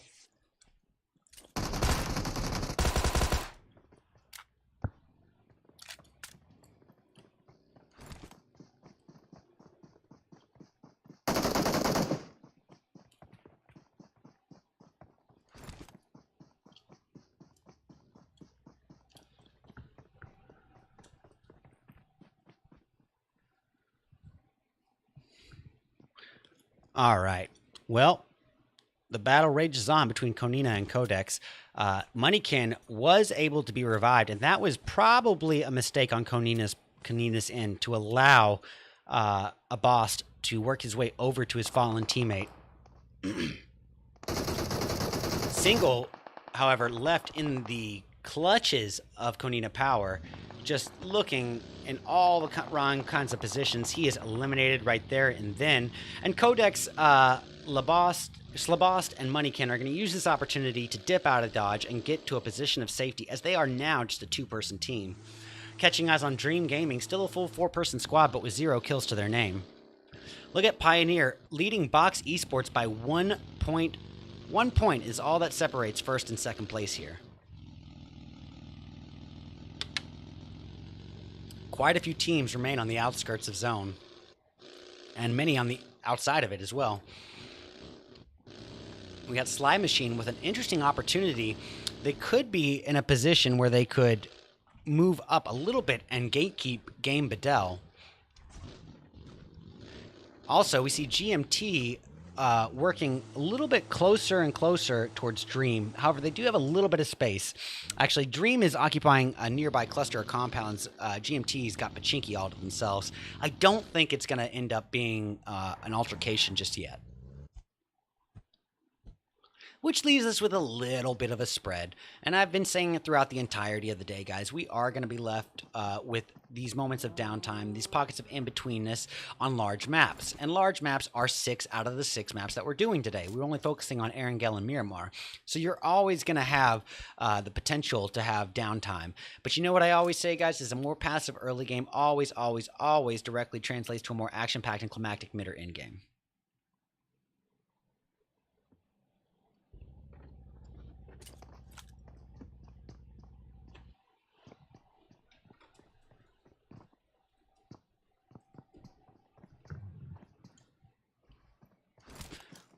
All right, look, these are the overall scores as they stand this match. As you can see, 21-69 down to PNL and PNL alone. 21-69 looking pretty vulnerable at this point in the match. We got Braz here from Unreal. Unreal at this point down to a 2-person team of Papa and Braz, and they're just going to be holding down the compound here. And in doing so, they should be okay for the moment. All right, we got Game Bedell. Nothix just trying to get some equipment from the shop while he can.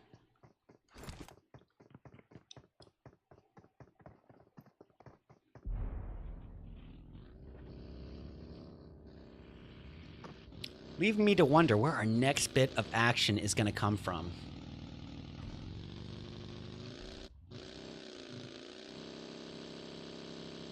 All right, catching eyes once again on Dream. We got Sears here, moving up behind Endorphin. Dream still with 0 kills to their name. Codex operating as a 2-person team of Monkeykin and Slabost. We saw Single and Folly be eliminated.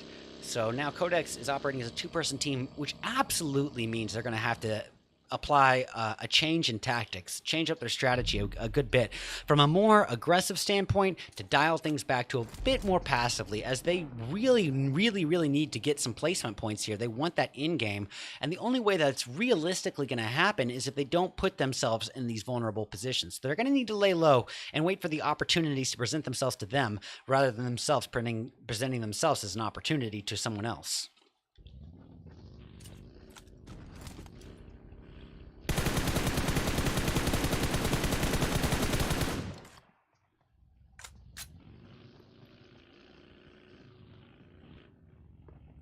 All right.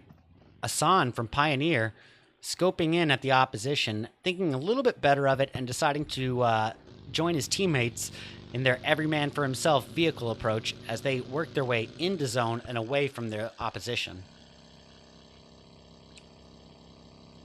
We have got a cluster forming, guys. I was glad that the guys running these cameras are doing such a phenomenal job. They know exactly what to tune into and win.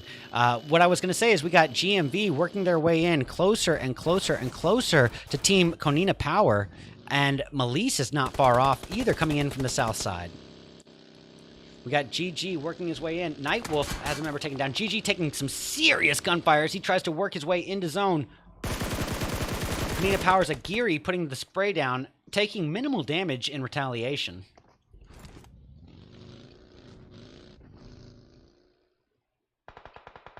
All right, and there's Oscar shooting in at Ghost, doing some damage, very, very minimal. However, Oscar is downed in retaliation. Ghost, now being focused on, is downed as well, this time by Eggoat. I love the way GMT spreads out, though. They did a 3-1 split here in this particular case, which might have been disadvantageous to them, but it's a bold play nonetheless. Eggoat gets a thirst on Goat, leaving it up to GG, Slow-Mo, and Sheriff for GMT Esports. And GG, applying the spray with a red dot M762 barrel, decides to utilize a utility. Oh my goodness, and GG just barely missing the nade that was going to end his life. Oh no, GG now nades himself?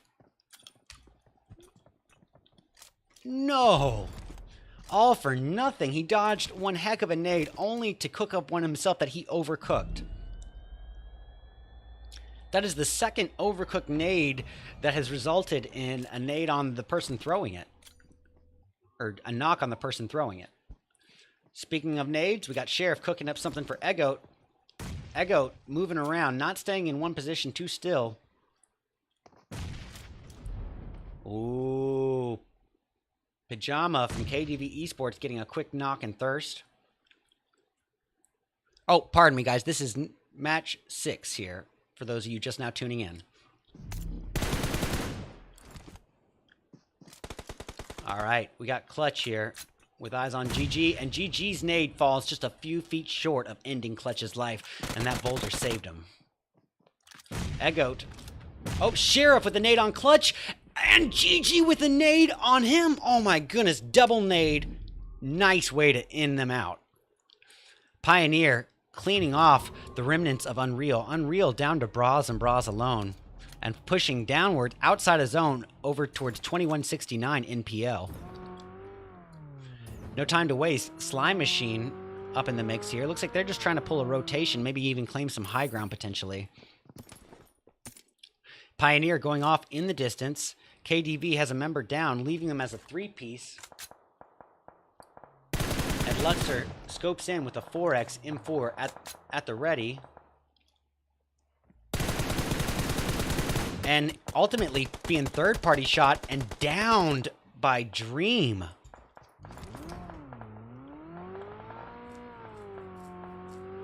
Well, Z is going to try his very best to stick a revive off, but boy, what a risky one it is. He does make it inside the shack. Vitamin somehow is not killed by being run over, but bleeds out nonetheless. Pajama, one of 3 remaining members for KDV. Now look at this. Penta Manu is finally taken out. He has, for the course of the day, been the last remaining member for Penta over and over again, and he has secured that placement that they needed. Unfortunately, this time around, he is eliminated a little early on, leaving Penta down to a 2-person team. All right, Dream Gaming. We got Cry 666 scoping in M4 4X combo at the ready. His teammate Jose with eyes on KDV. Not getting any damage there.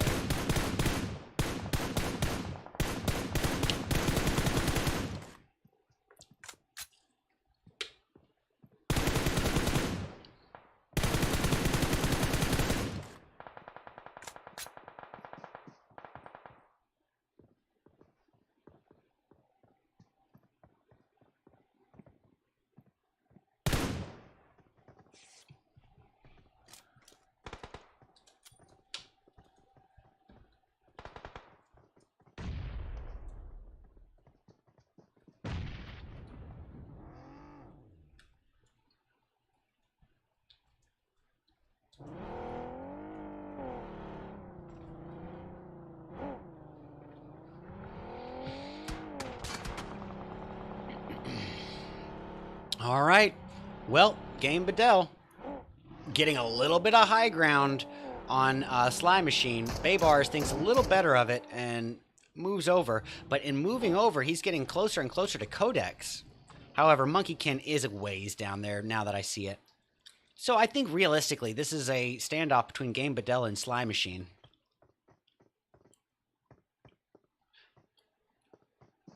All right. We got Flaws moving over. Oh, getting eyes on the last remaining member of 2169, P&L. The last remaining member for his team with 0 kills to the team's name. 2169 is going to have to pull out a rabbit out of their magic hat.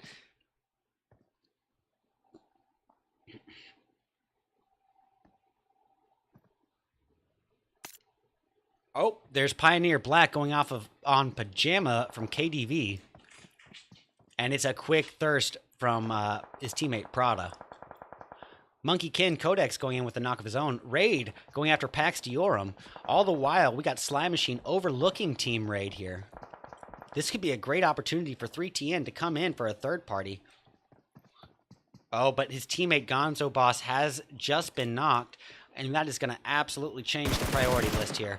Konina Powers Agori is putting some shots down onto Pioneer. However, he cannot forget to keep eyes on his surroundings because Yin Yang has rotated upward to claim his side.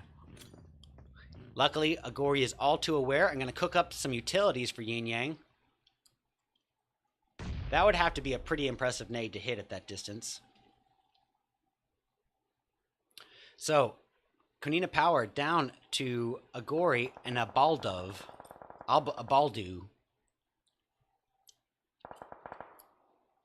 And look at this zone. Ooh, Pax facing quite a bit of heat here. Sandwiched in between Dream and Raid. And look, it's just knock after knock on Pax.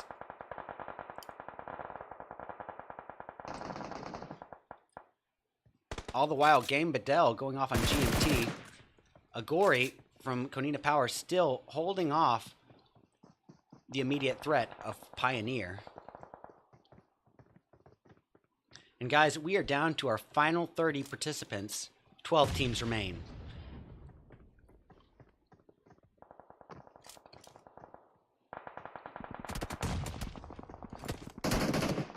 Oh, Lucci taking quite a hit. Is going to try his best to heal up before the push from Pioneer. Oh, the nade on Baldu. Ogiri is very low on health and downed as well, leaving Lucci and Lucci alone remaining for Konina Power. And this is go time. Shots being put down towards Yin Yang. He does secure the knock, quickly switching guns over to his M4, and all to no avail. Well, Prada, barely escaping there with his life, is able to get the takedown on Lucci with the UMP-45 and a quick thirst. Well, it was an immediate kill. Game Bedell's Kyle, one of 2 remaining members for Game Bedell. Him and Nothix are all that remain, and they are facing off against GMT's Sheriff, Slow-Mo, and Gigi in a 3v2. Nades being rained down upon Sheriff, doing chunks of damage to his health. Oh, and it's a takedown on Slow-Mo. Kyle quickly just creeping up and picking him off. Kyle really in a world of hurt here up against multiple members of GMT.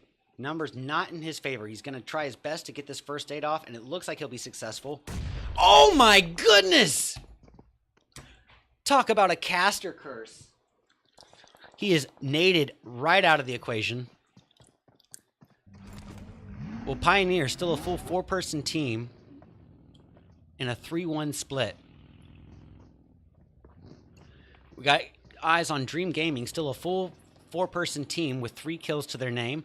Not many kills exactly, relatively, but they are still a full 4-person team. And as I said earlier, you cannot place enough emphasis on being a full team come in-game.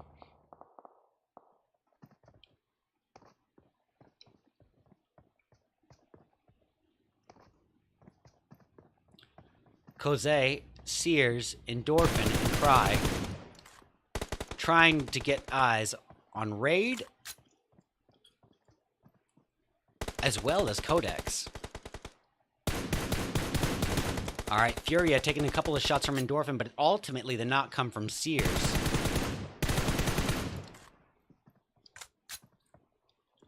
Oh, and it's a kill steal by Slime Machine. Slime Machine at this point is... Well, actually, Slime Machine is out of there as of in just a moment, I believe. Yeah, Slime Machine is out. Good call. All right.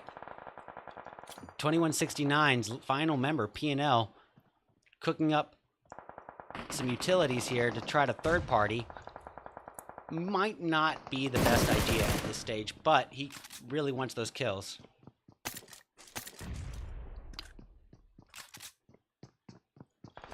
Monkeykin, the last remaining hope for Codex, holding position in the compound, but he is outside of zone and going to need to work his way in.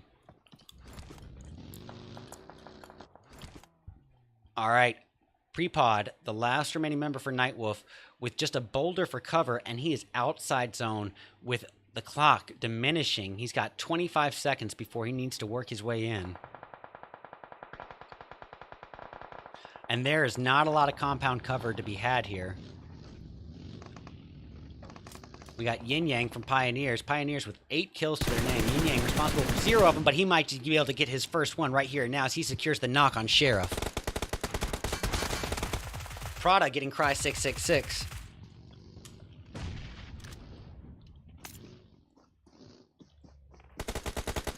And here we have it. Pioneer just in full amazing form here. Really showing just a lot of control in this match. They are dominating the playing field here. 11 kills and still a full 4-person team. Asan getting the thirst on Koze. Now, 5 teams remain here. 2169 holding position inside the shack as realistically as he should do as a solo. He does not want any smoke at this stage. Not when these moments mean so much. Every moment could mean the end of another team, and that could mean better placement for him. Prada with a quick takedown on of Hayes.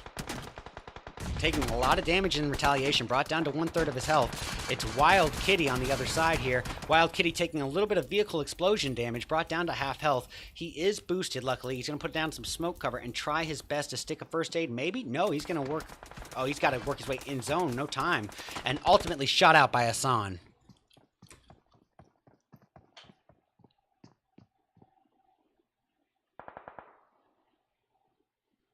All right, guys. 7 people remain. It is a 4v1, v1v1. Pioneer versus 2169 versus Nightwolf versus Codex.